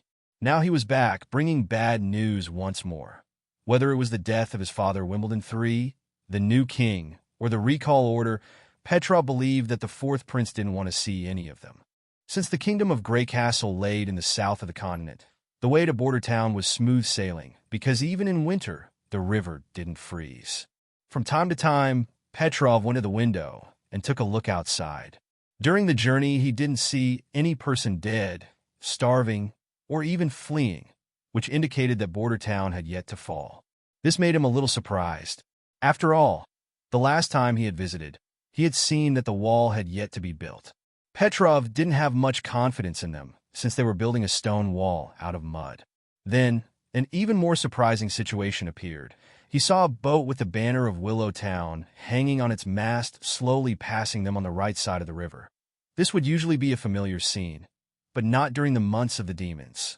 Even when Border Town was fighting with the demonic beasts, they were still able to do business. Without transferring all of their mining workers towards defending, how could they withstand the brutal attacks of the monsters? 3 days later, Petrov's vessel arrived at Border Town's pier. It was still the same dilapidated wooden dock, but now at its end was a wooden shed. After the ship docked, 2 guards emerged from the shed, staring at the boatman's every move. Petrov immediately understood what Roland intended with this arrangement. N/O/vel/B//Gen.C///OM. Obviously, the fourth prince didn't want anyone to secretly leave the town by the river. After identification by the guards, someone immediately brought him a horse and then took him to the castle while accompanied by guards. Just like the previous time, Prince Roland Wimbledon met Petrov in the living room. Moreover, although the time was not the regular meal time, the prince still commanded the attendants to prepare a rich meal. Grilled ham, dried fish slices, an unknown salad prepared with wild herbs, as well as butter, bread, and vegetables that could be seen at any dinner party were prepared. It seemed that the prince liked to talk business during dinner. While Petrov had such thoughts, his hands did not stop for a single moment. After all, in the last few days, he hadn't had much of a chance for a meal. Even his own honeysuckle family, when they had no dinner guests, would basically eat only bread with bacon.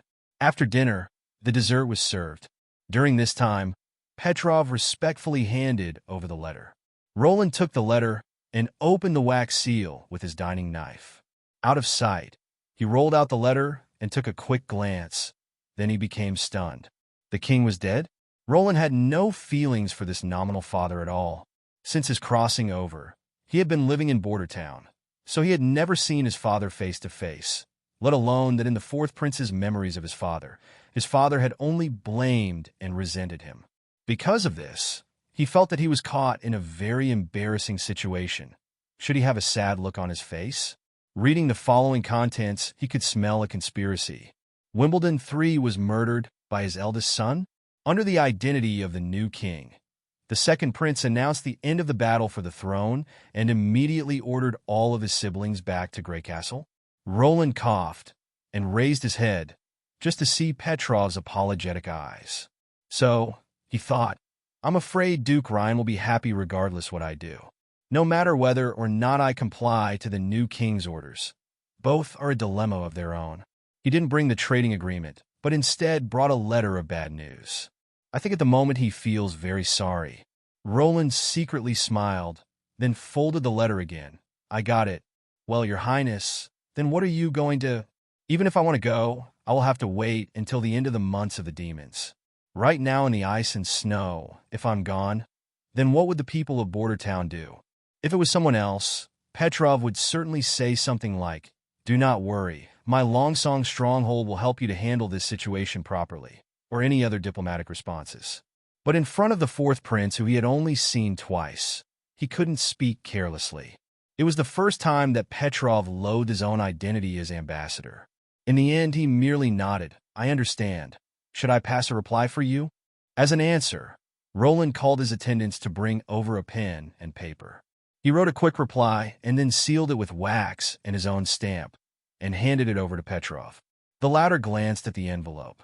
It was clearly written to Prince Timothy Wimbledon of Graycastle on the cover instead of King Wimbledon IV. Petrov thought, now Roland has made his statement.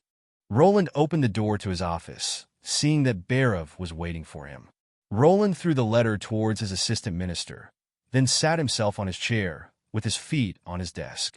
If he had not been in the presence of an outsider, he would hum a ditty. "Your Highness, it's okay to grieve." Berov began to frown while quickly reading the letter. The death of the king is such a tragedy, and he was even murdered by his own son. This is really a tragedy. I don't know what your Highness should do next. The trial leading to Gerald's death was just too strange. I want to wait and see what my elder sister and my younger sister decide to do, Roland said. But in any case, there are some things we should do in advance, even if we do it only to be on the safe side. Berov looked at the prince, waiting for him to continue. Because of the replacement of the king, the next few months or even years can become turbulent. So the first thing we should do is safeguard our loved ones and family members. What was more important was the fact that the second prince could kidnap these people to threaten them. Now, if he wanted to maintain Border Town's administration and financial affairs functionality, his assistant minister was indispensable. Roland sipped his tea and then continued. You and Carter, as well as your subordinates, should all write them a letter. I will have the guards deliver them while they deliver my response to the king. Then they will arrange for them to take shelter in other towns. Not in Border Town? Berov wasn't a fool. After 20 years of political experience, he immediately understood the prince's meaning. No, they won't come directly to Border Town. Roland didn't want the other side to use the families of his subordinates to threaten them, and he also didn't want his subordinates to think that he himself would threaten them with their families. So he chose a compromise. He would first bring them to a more secure town, and after he had a strong foothold in Border Town, they could be migrated. I understand. I would like to thank your Highness for your concern. The assistant minister spoke while nodding in agreement, which let Roland feel relieved. It seemed that his subordinates were intelligent people who could think for themselves. Roland declared, another thing we have to talk about is the ore trade. After the last iron ore trade, we will put a stop to the ore trade and sell only rough stones to Willow Town. I need the iron ore saved for our own usage. That wouldn't be good. As a result of that, our revenue would decline, Your Highness. Yes, but it will not drop too much. Recently, the miners found a new deposit of gems. So, with this we can make up part of the gap, explained Roland. And winter isn't really the time for business. The peddlers hesitate to come trading when they always have to fear an attack of demonic beasts. So we will most likely only have 2 to 3 transactions during the next 4 months. Thus it is obvious to trade rough stones to make up for the less trade, since they are the more cost-effective choice. I see. Berov accepted the explanation and recorded the orders down. After his assistant minister had left, Roland called for Carter and told him, I need to expand the size of the militia, so you will be responsible for it and will give out recruitment orders. You will need to quickly evaluate their abilities, and if you find strong members, they will be appointed as team captains. You will also implement the same training methods like last time. Your Highness, if I train them according to those training methods, I am afraid the new team will need a very long time before they can be deployed to the battlefield. As long as they are stronger than the mob, Roland dismissed his concerns and told him to do what he said. Despite his input, the training level was far away from that of the army. He was afraid that this level of training was only on the level of a college student military training, but sometimes it was only important to have better combat effectiveness compared to their opponents. In addition to fighting against the brainless demonic beasts, most of the time they would fight against a noble's private army, mercenary soldiers, or if needed, turned into a mixed arm. So as long as they used cross-arrow weapons and equipment, Even an army on the level of college students would be able to cope with it. After Carter left, Roland could not stop himself from laughing. He did not think that such a fortuitous situation would fall into his hands. It was simply like someone sending him charcoal during a snowstorm or handing him a pillow when he was sleepy. Was this bad news for me? Was this a dilemma? Wrong. He didn't know much about Garcia Wimbledon, but he was sure that she wasn't a woman who would allow men to trample on her.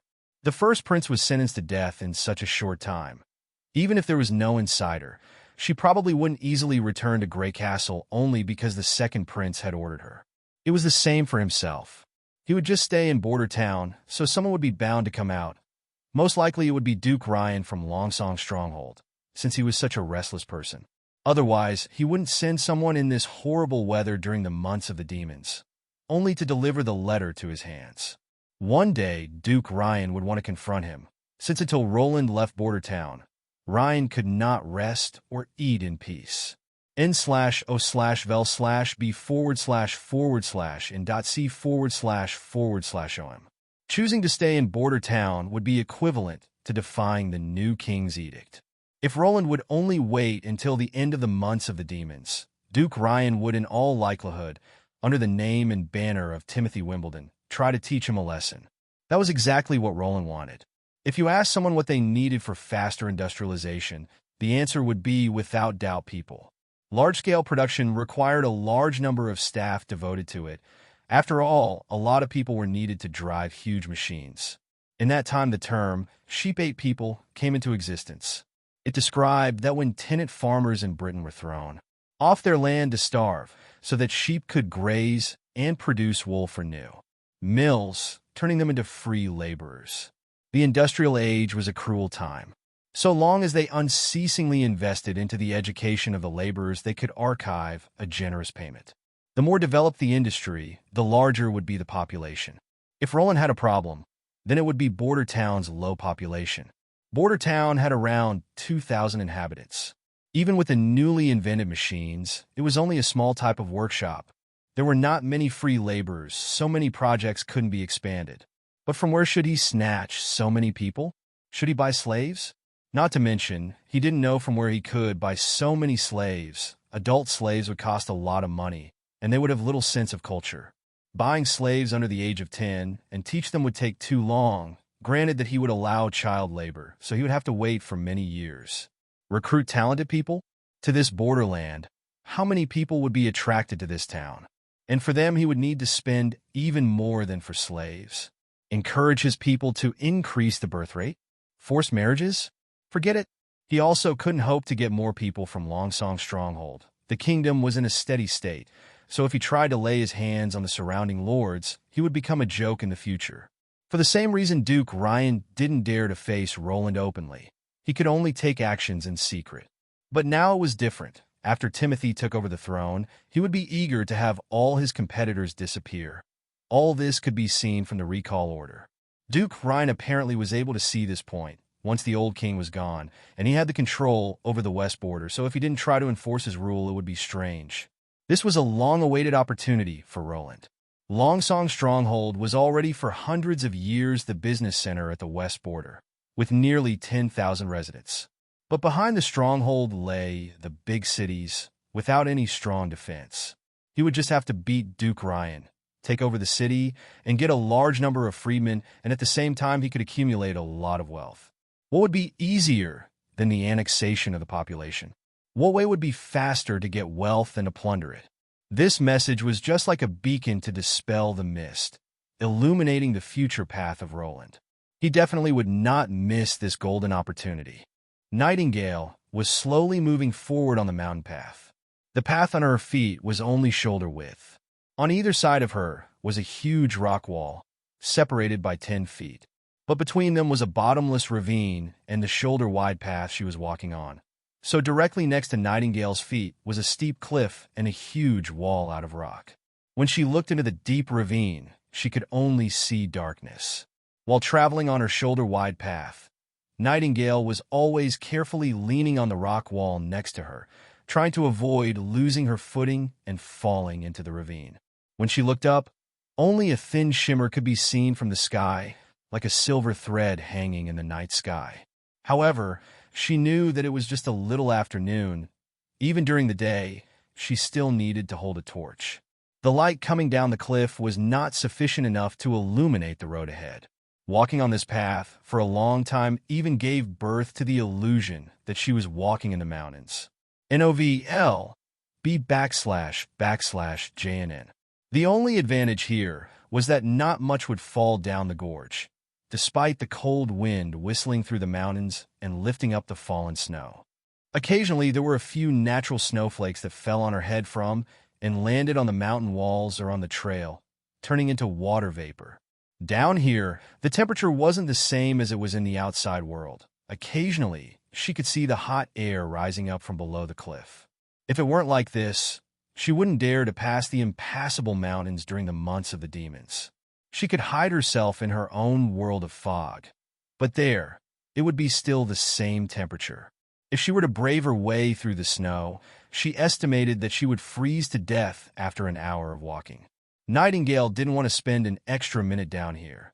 She could always feel something in the dark, always watching her, making her blood run cold. If she could, Nightingale would stay in the fog the whole way, but it was a pity that her strength wasn't enough to do that. When she used her ability for a long time, she would quickly become exhausted. Nightingale raised the torch and let it illuminate the opposite cliff. In the faint firelight, she could occasionally see dark shadows on the walls.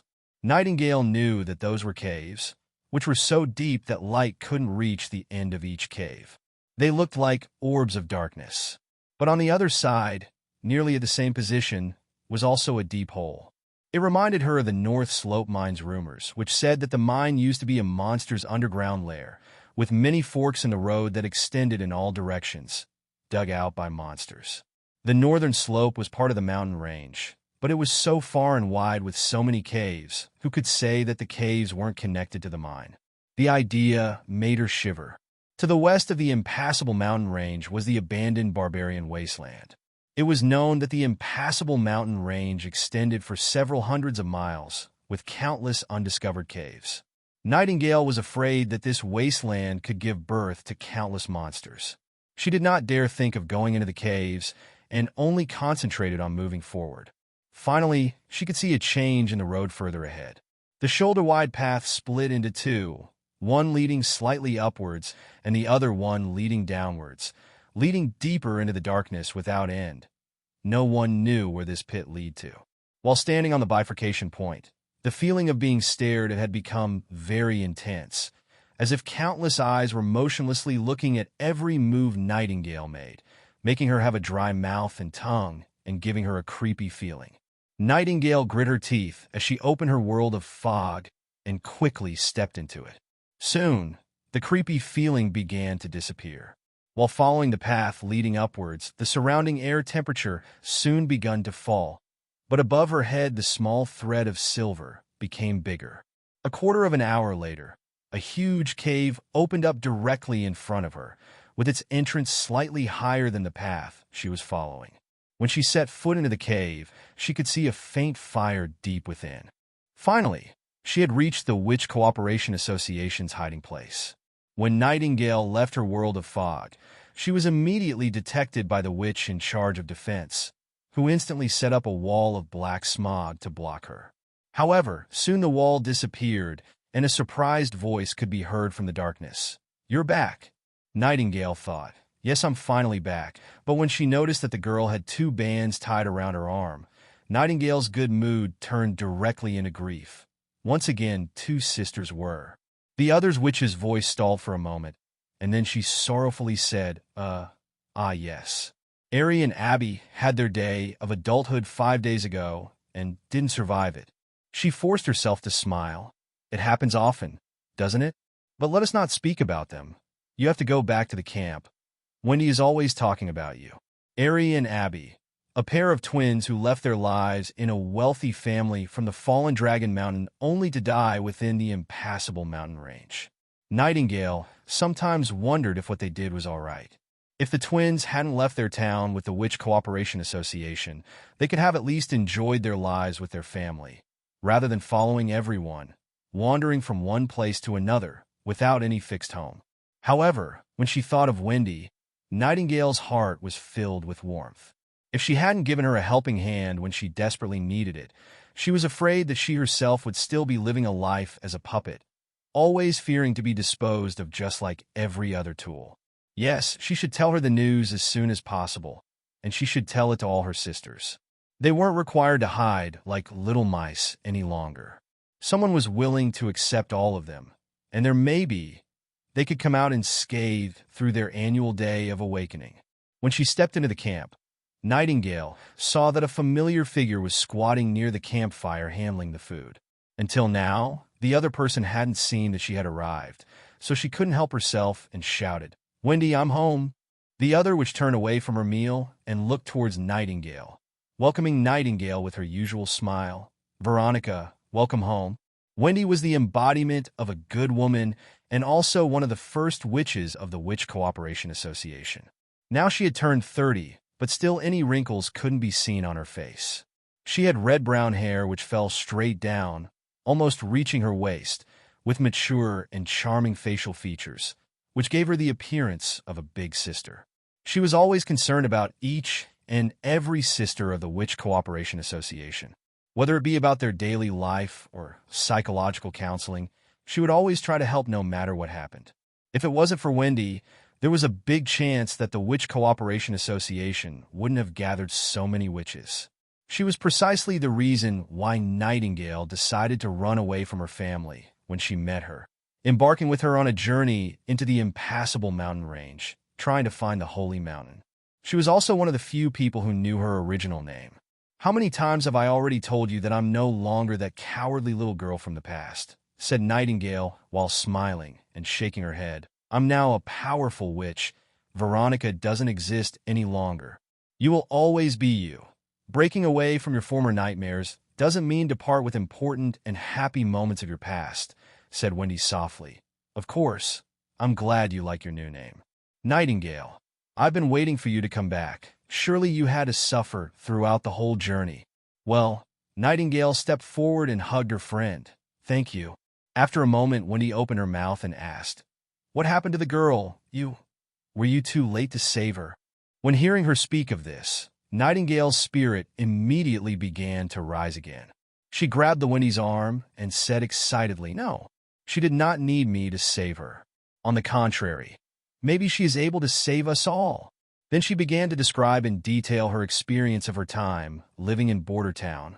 Border Town is governed by Lord Roland Wimbledon, 4th Prince of the Kingdom of Graycastle. He is willing to shelter all of us, and he also promised that one day that all witches in his territory could live the life of a free person, just like everyone else. However, Wendy wasn't as excited as Nightingale had thought she would be. Instead, she asked in a skeptical tone, "Did he really say that?" "Yes, even before I arrived in Border Town, he had already rescued 2 witches, Anna and Nana. From the beginning, the prince never thought that the power of the witch came from the devil. He said it was our own strength dash." Nightingale suddenly stopped, realizing that the other didn't believe anything. Good stop, she thought. This isn't Wendy's fault. They will probably only believe it when they hear it directly from the prince, but maybe even then they will doubt it.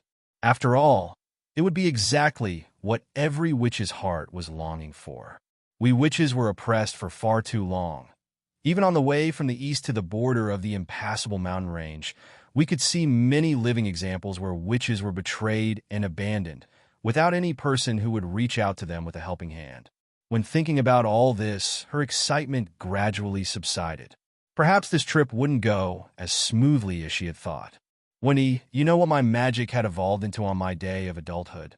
In addition to being able to see the magic flow within a person, I'm also able to identify if a person is lying or not," stated Nightingale seriously. So when I asked him why he would take such a big risk to save us witches, he replied, "In Border Town, we don't care about your background. He just wants all the witches to be able to live as free people.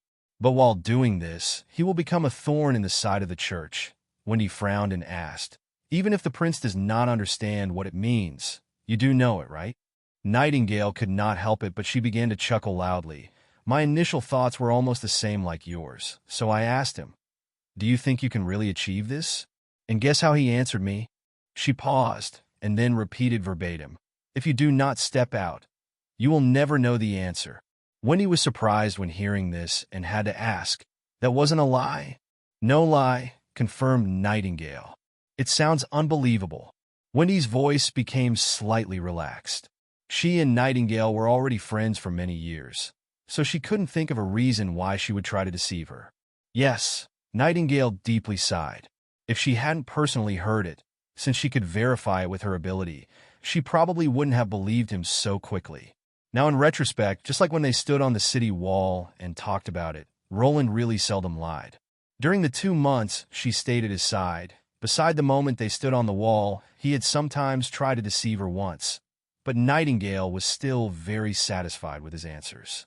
After all, she didn't care that he was trying to deceive her a little. Instead, if you would just tell an unknown all of your secrets, that would be too ridiculous. Tonight, when we all come together, I want to tell this important news to all of our sisters. Nightingale looked pleadingly at Wendy and said, "And I want you to help me convince them." When the evening came, the witches who were busy outside the camp returned one after another.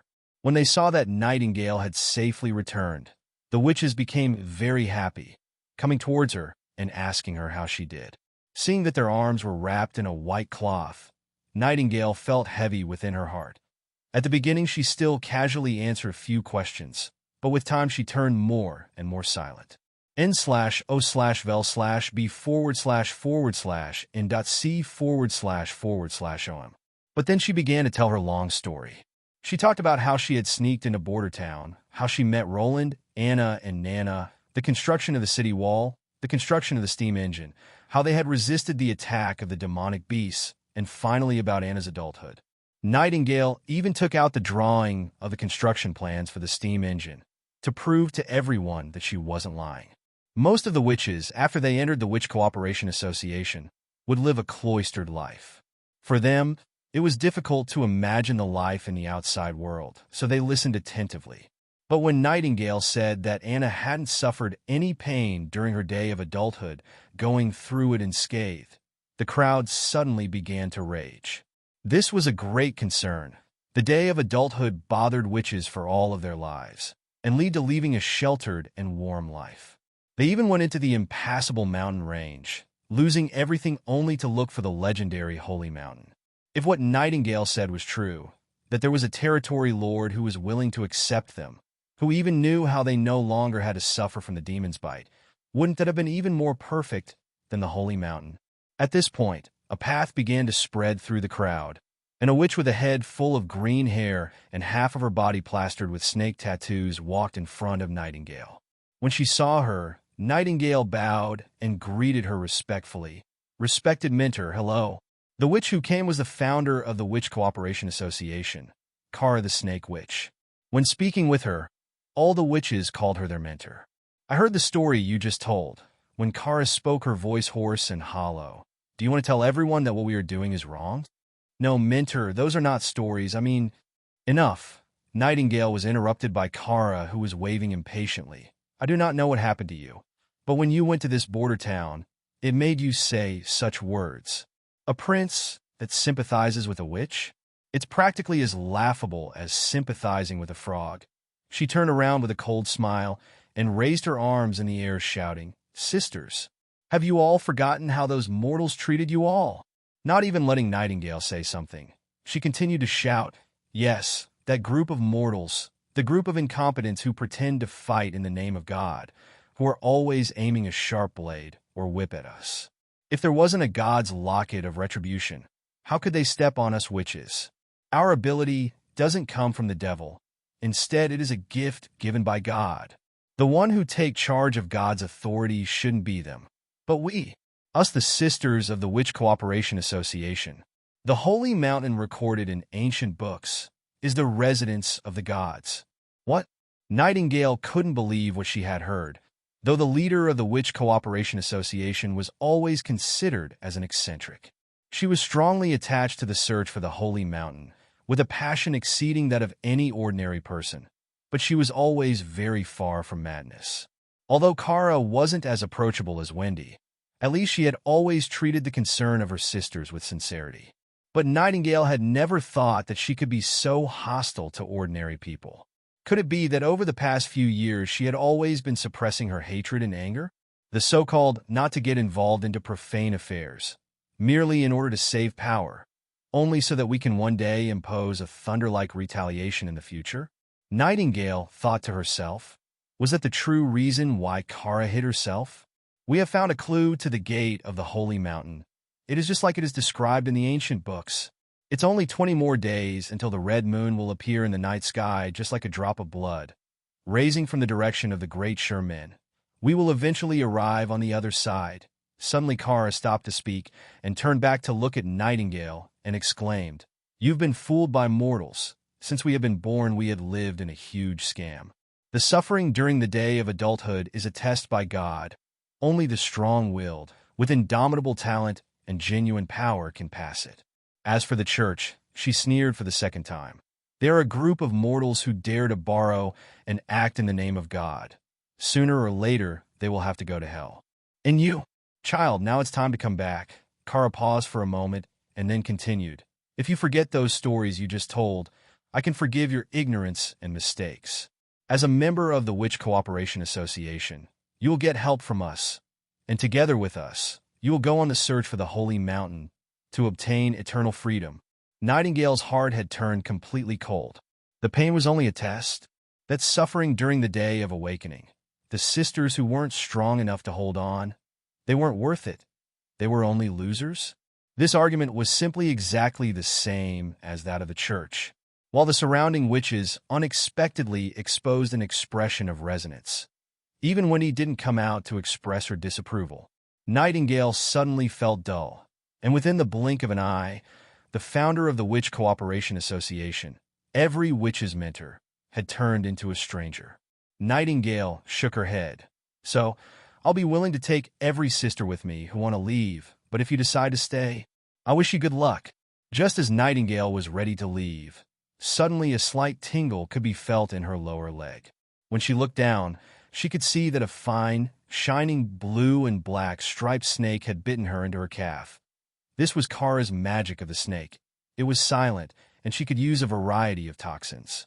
The paralysis quickly spread through her whole body, so when Nightingale tried to open her mouth to say something, she fell into darkness. Nightingale didn't know how long it lasted, but when she woke up she discovered that her hands were tied to a stake. The same could be said about her waist and feet. They were also tied to the stake. She tried to free herself by struggling, but her body was tied to the pole so strongly that she was totally immobile. The next step was to try using her magic ability, but she couldn't feel the familiar feeling when reaching for her power. She seemed to be also cut off from her magic powers, so she was completely tied up. When Nightingale looked down along her body, she saw that a transparent prismatic stone was hanging down from her neck. "You're finally awake." Kara walked in front of her and began to talk to Nightingale. "What do you think about my petrifying venom?" "Honestly, I had high hopes for you, Nightingale. However, sadly you couldn't live up to my expectations." Nightingale didn't know how to answer first, but then she took a deep breath and spoke reproachfully. "You were actually hiding a god's locket of retribution. Kara, do you still know what you were doing?" This stone was originally shackles used by the church to suppress witches, but now even their own mentor used it to deal with her, just like the church. Though what made her even more angry was the callous look on the faces of the surrounding crowd.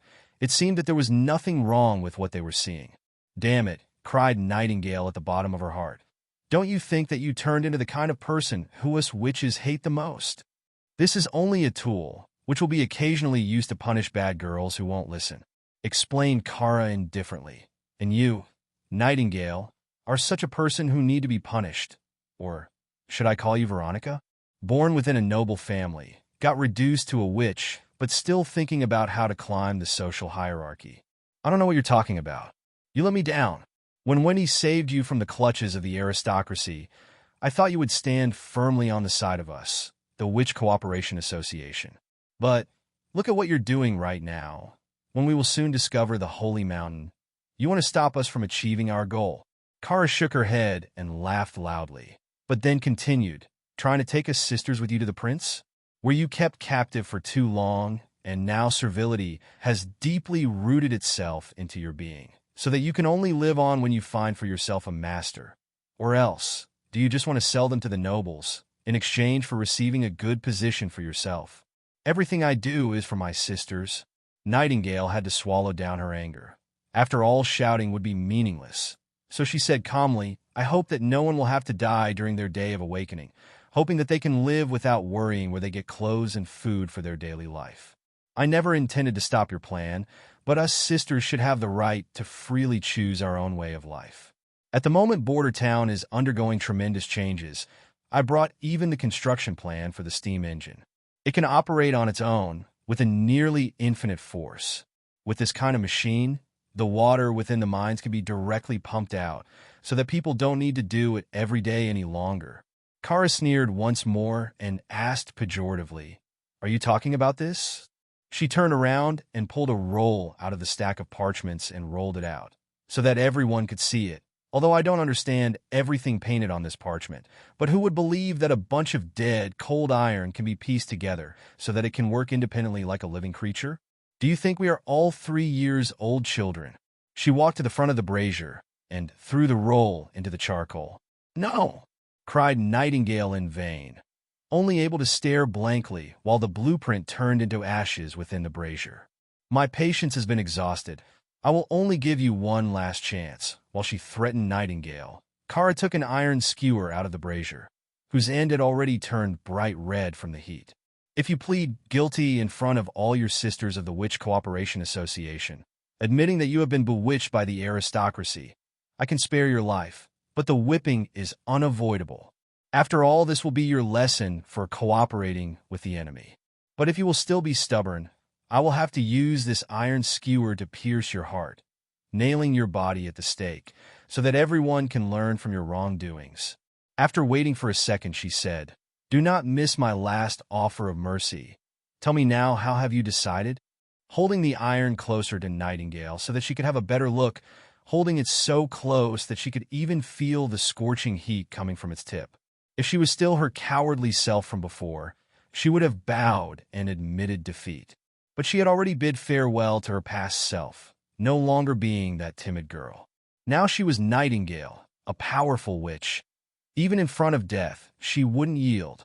So she only closed her eyes, awaiting the arrival of her last moment.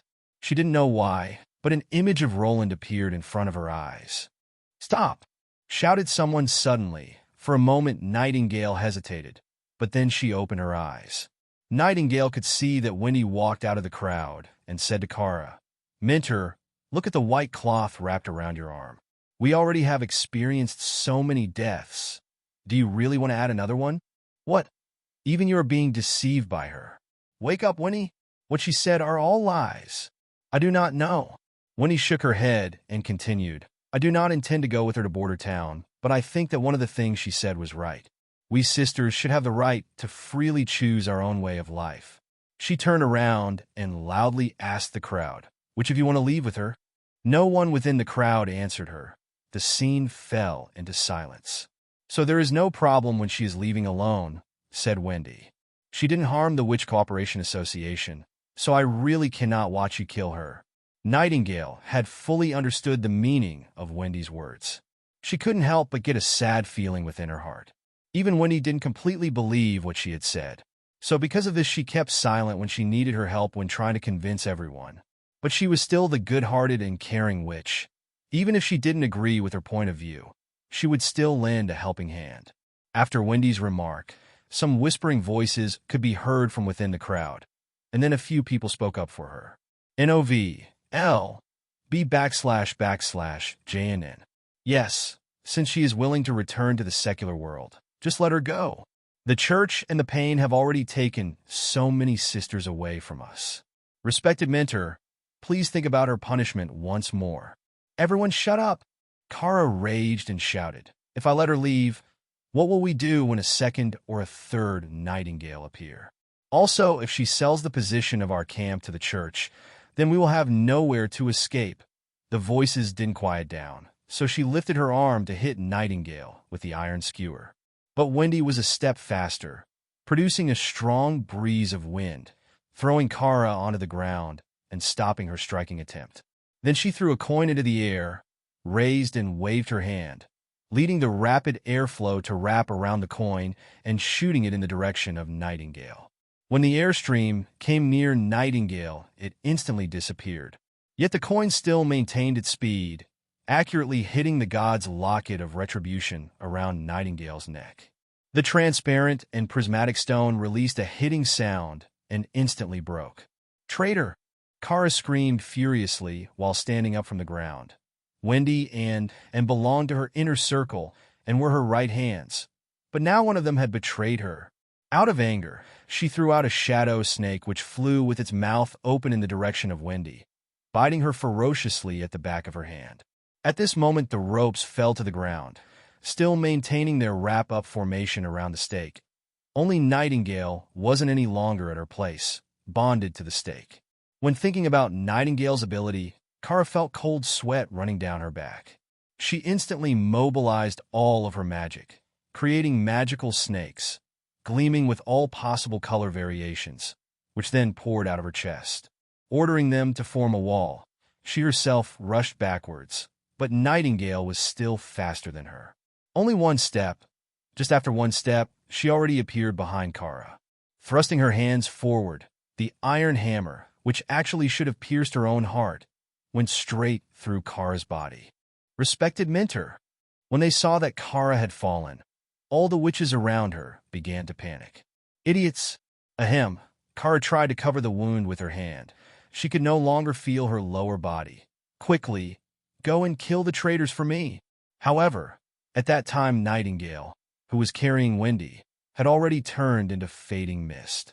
When they arrived back at the fork in the road, Nightingale realized that Wendy had fallen unconscious and her arm had turned black. The venom was spreading within her. Now, no hesitation was allowed, and every second counted. She gnashed her teeth, ripped off the sleeve around Wendy's injured arm, and then used it to bind the arm as tightly as she could. Then, she drew a dagger from the sole of her boot and opened Wendy's wound. After less than half a quarter of an hour later, she had cut open Wendy's arm. As long as the arm wasn't cut off, Nana would be able to heal her. When she had done everything she could do, Nightingale took out 2 straps and bound Wendy on her back. As long as Nightingale was able to bring Wendy to Border Town alive, Nana would be able to completely heal her. But to keep her alive for so long, was it possible? She alone already took 3 days on the way here. But now, while carrying a person, she would naturally need longer. If she were to go faster and accidentally slide down the trail, she wasn't sure if she could climb up again. Wendy's arm was still losing blood. She would never last 3 or 4 days. But Nightingale had no other choice. She would never be able to leave Wendy. After all, she was only injured because of her. "Do you need help?" Suddenly, a voice could be heard out of nowhere. Nightingale was frightened and almost simultaneously opened her own world of fog and assumed a defensive position. However, there was no person in front of her. "You don't need to be nervous. I didn't come to fight." When Nightingale looked up, she could actually see a person flying in the air. Then she asked, confused, "Who are you?" "My name is Lightning. I just joined the Witch Cooperation Association recently. Since I'm always away, it is normal that you don't know me." She tried to smile easily. "However, I know you, the famous Nightingale, the Shadow Assassin. Did Kara send you?" No, don't misunderstand me." Lightning slowly came downwards, setting her feet on the earth in the end. "I want to go with you." Nightingale couldn't believe what she heard, so she asked, "What?" "You said, we should have the right to freely choose our own way of life." Lightning paused for a second, and then said, "I choose to go with you. It's that simple." "What is?" Nightingale was already completely disappointed by the reaction of her sisters. Even Wendy hadn't fully believed in her. But now this girl in front of her, she was actually still a child, around 14 or 15 years old, like Nana. She had fresh and neat short blonde hair, a face full of high spirits, and speech and self-confidence that didn't match her age. Also, she didn't wear the usual Witch Cooperation Association uniform. Instead, she wore a set of long trousers tailored to match her personal preferences, with many pockets and patches. This could also be said about her vintage leather jacket. The last part of her attire was a crude-looking belt that was fastened around her waist. Only God knew where she had picked it up. At first glance, this just looked like a man's clothing. You said that there's a machine that huffs and puffs out black and white smoke, and that you can also create stones out of gray powder, and even have powder that breaks apart mountains with a thunderous bang. I want to see everything. Lightning was talking full of enthusiasm. I'm determined to become an explorer who, of course, only goes to interesting places. What kind of a reason was this? Nightingale was startled, and she couldn't make a sound, but even in this kind of conscience, she could still tell that Lightning was not lying. I did not understand. If you want to be an adventurer, why would you leave the Witch Cooperation Association and join me? Not an adventurer. I want to be an explorer. Lightning stressed. I'm not one of those who are only driven by money, who say that they are risk-takers, but in fact are only doing the dirty work of others. Explorers only act out of interest. Are you asking why I don't want to be with the Witch Cooperation Association? Explained Lightning confidently, who are looking for the Holy Mountain, which should be the dream of every explorer. Kara doesn't understand the spirit of adventure. She is completely immersed in the old book, only looking along the road for the characteristics described in the ancient book. She is walking through the mountain range, only searching for two weathered pillars rising out of the ground. If this is the way she does it, she will never find the real Holy Mountain. My father always stressed the point that an explorer must honestly record everything they see when looking for a fine horse by using only a picture. That's just the way an explorer should handle the matter. Although Nightingale would have loved to know what kind of father would teach such ideas and raise such an absolutely strange daughter, now wasn't the right moment to chat. After all, Wendy's life was at risk. Since she didn't mean any harm, an additional helper would be appreciated. In the end, Nightingale only asked, "Your ability is flying?" "Well, yeah," Lightning nodded and said proudly, "I can even carry you both and flow forever forward, just like the wind. Then I will have to trouble you." Nightingale made sure that Wendy was strongly bound to her back, and then she held on Lightning's shoulders and wrapped her hands around Lightning's chest. Really heavy? Lightning grit her teeth and slowly rose upwards. "I think we probably won't be as fast as the wind."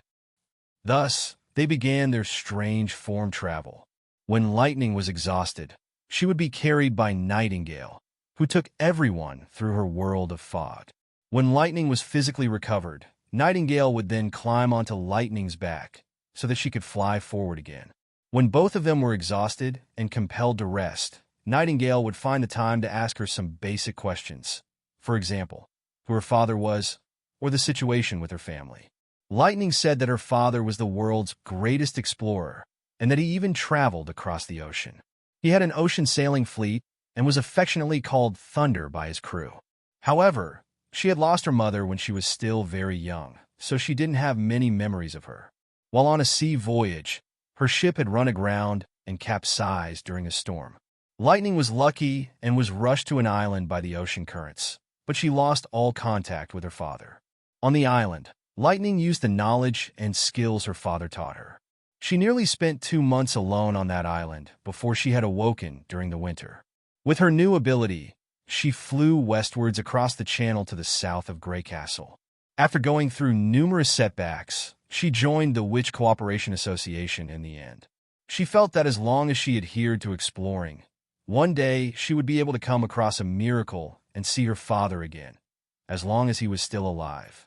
Nightingale didn't gain much useful information from this dialogue. Her ability could only be used to distinguish if the other side was lying, but she couldn't determine the authenticity of the spoken content. In other words, as long as the other person said that the sun was square and didn't doubt it, her ability would still show that they were telling the truth. However, there was actually some information that could be inferred. For example, she must have been born in a wealthy family. Families who were struggling with poverty wouldn't have the time to explore. The fact that her father had an ocean-going fleet was also consistent with this judgment. Therefore, Thunder's true identity was perhaps a wealthy ocean-crossing businessman. Lightning had blonde hair, unlike the descendants of the kingdoms of the mainland and more like the sea people from across the fjords. N/O/vel/b//Jen Jan.c//om. When he had awoken several times. During these times, Nightingale would always try to let her drink as much water as possible. But after drinking, she lost her consciousness again. Nightingale could feel that Wendy's body temperature was falling lower and lower. This made Nightingale feel increasingly anxious.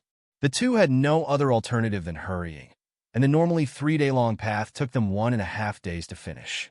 At the entrance, the horses the prince had left for them were still tied to the ground, and the heap of straw in front of them was still only half-eaten. Nightingale climbed on one horse while carrying Wendy and let it run, followed by Lightning as she rushed nonstop towards Bordertown. Bordertown's second militia recruitment went much smoother than the first one. After all, during the winter, the food was rationed so the members of the militia would be given more and better food. On the weekly visiting day, there would be many soldiers who would secretly transfer bread and meat, which they had saved during the week, to their loved ones. Roland told Carter and Iron Axe to overlook these matters, because when those loved ones happily stayed at home with food, they would surely tell their neighbors where they got it. This would be a perfect example of word-of-mouth recommendation executed by his militia. The conversations between neighbors were much more effective than information announced by the city hall. At this point, most of the urban areas of the town already knew about it. His Highness militia wasn't only well paid, but would also eat 3 meals every day. In addition, the fight with the demonic beast didn't seem so dangerous as previously thought. So during the second recruitment, there were many more candidates than during the first one, and even residents of the better districts came for registration. The number of people who matched the requirements were much higher than the Roland had expected, so the second recruitment accepted 200 new members who would be trained by Carter during the weekdays. When the horn sounded, the new recruits would also rush to the wall to stand as auxiliary forces on standby.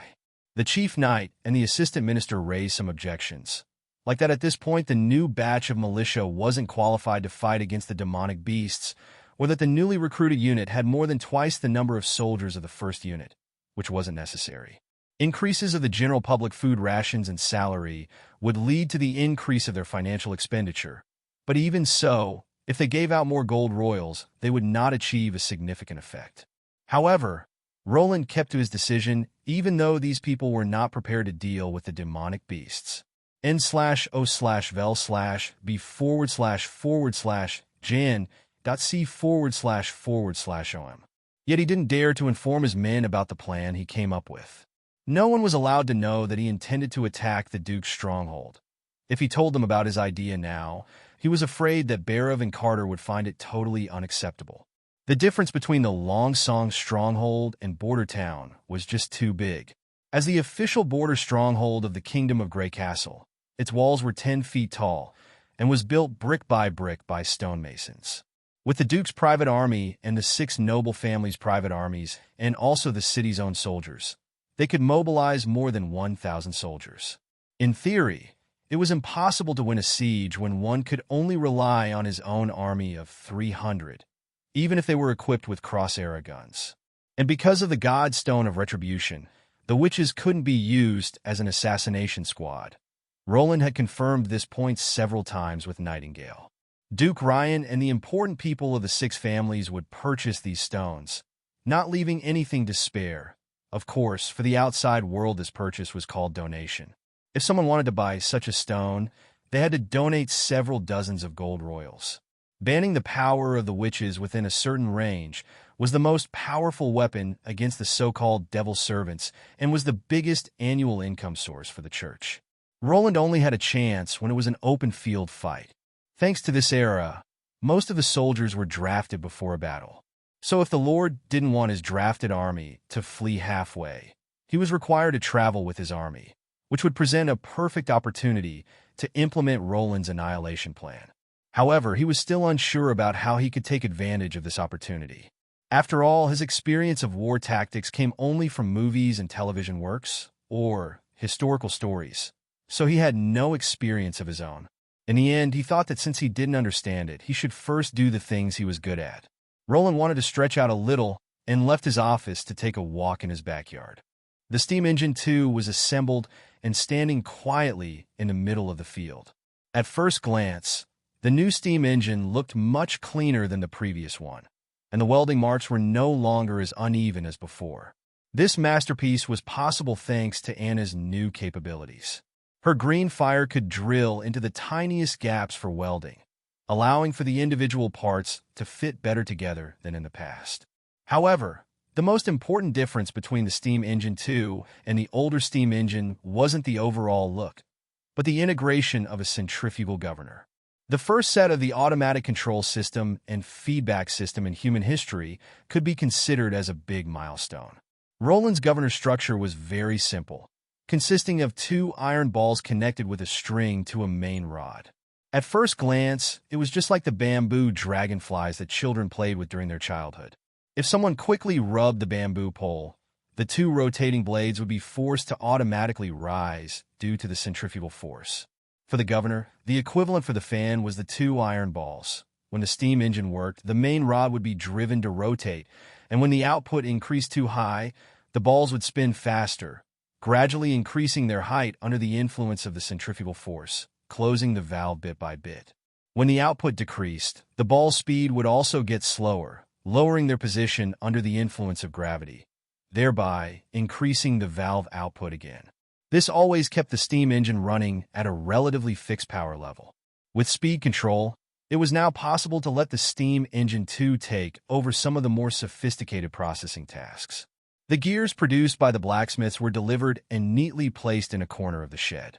Looking at them with the perspective of an industrial production line, none of these gears could be called qualified to work with, and all of them would be thrown into the defective box, waiting to be recycled.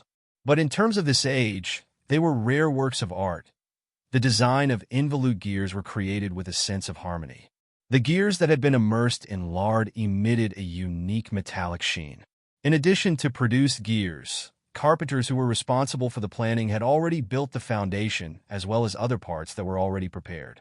He let the door guards call for Anna so that they could begin to assemble the first steam-powered borer together. They began Roland's plan, which he thought was the most effective plan to mass-produce rifles.